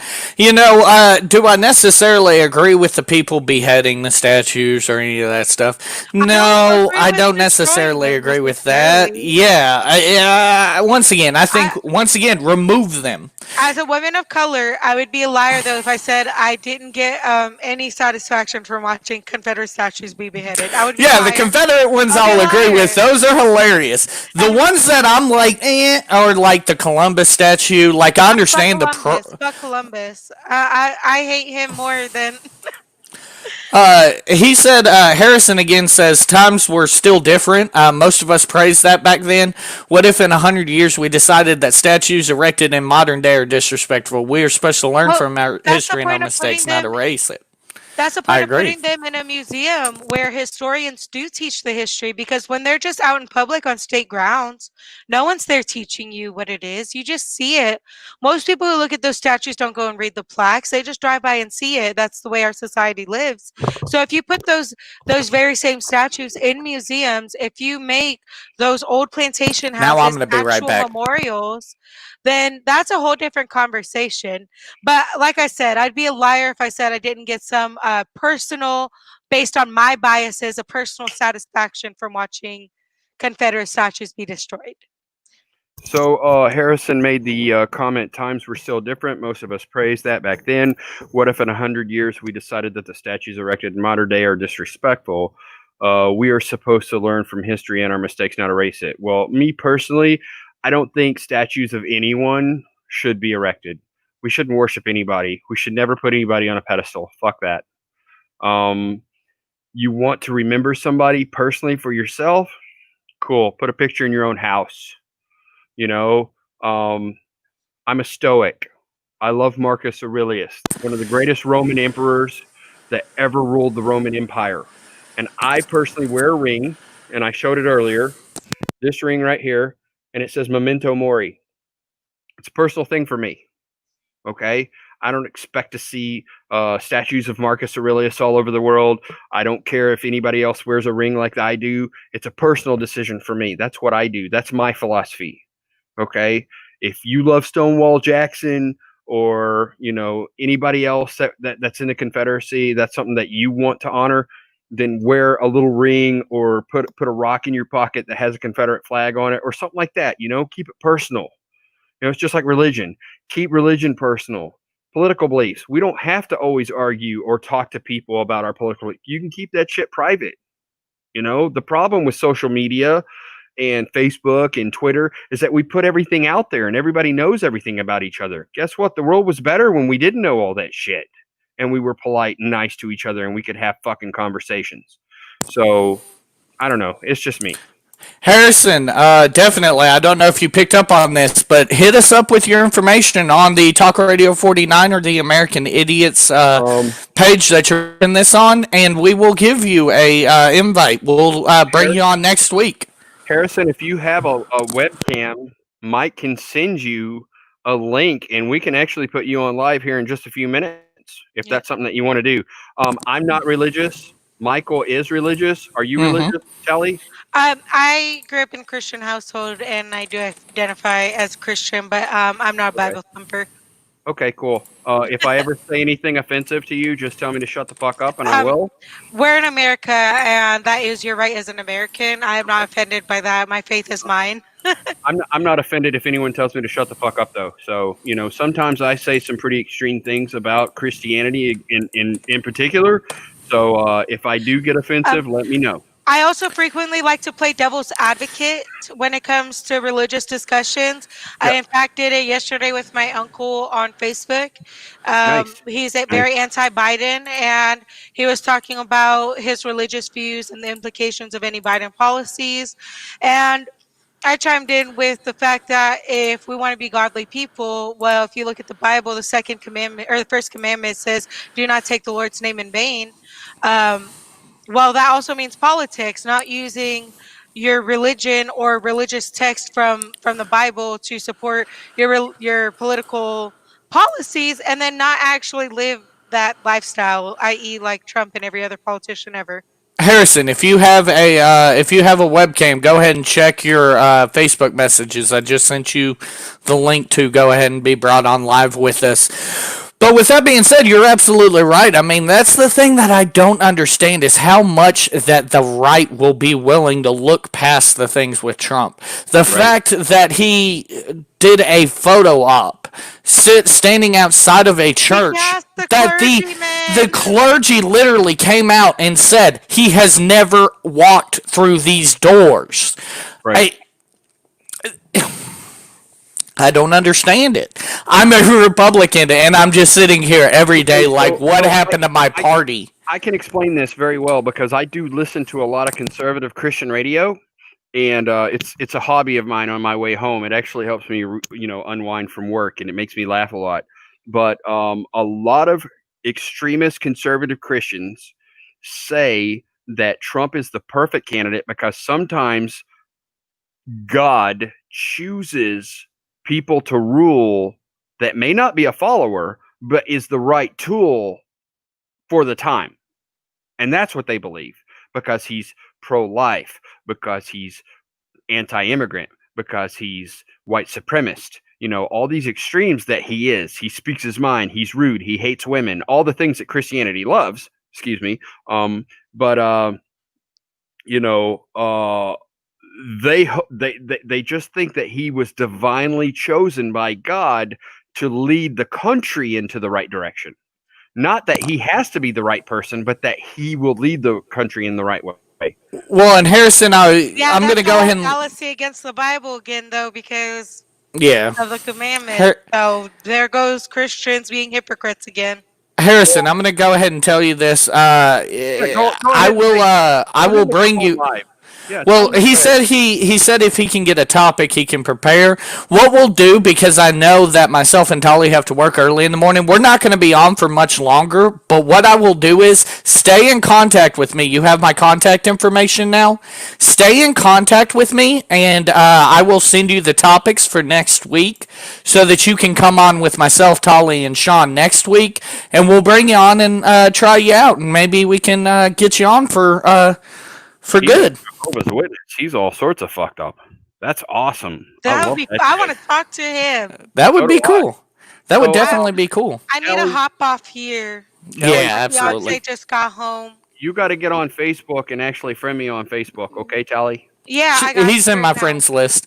Okay. But ladies and gentlemen, I guess we're gonna go ahead and end it right here for the night. For the pretty boy Sean Castleberry and old Tropic Thunder Tally Brim over here, I am Michael Carnahan, and we'll see you next week on the American Idiot Show. And remember, fuck Whitey. Fuck Whitey.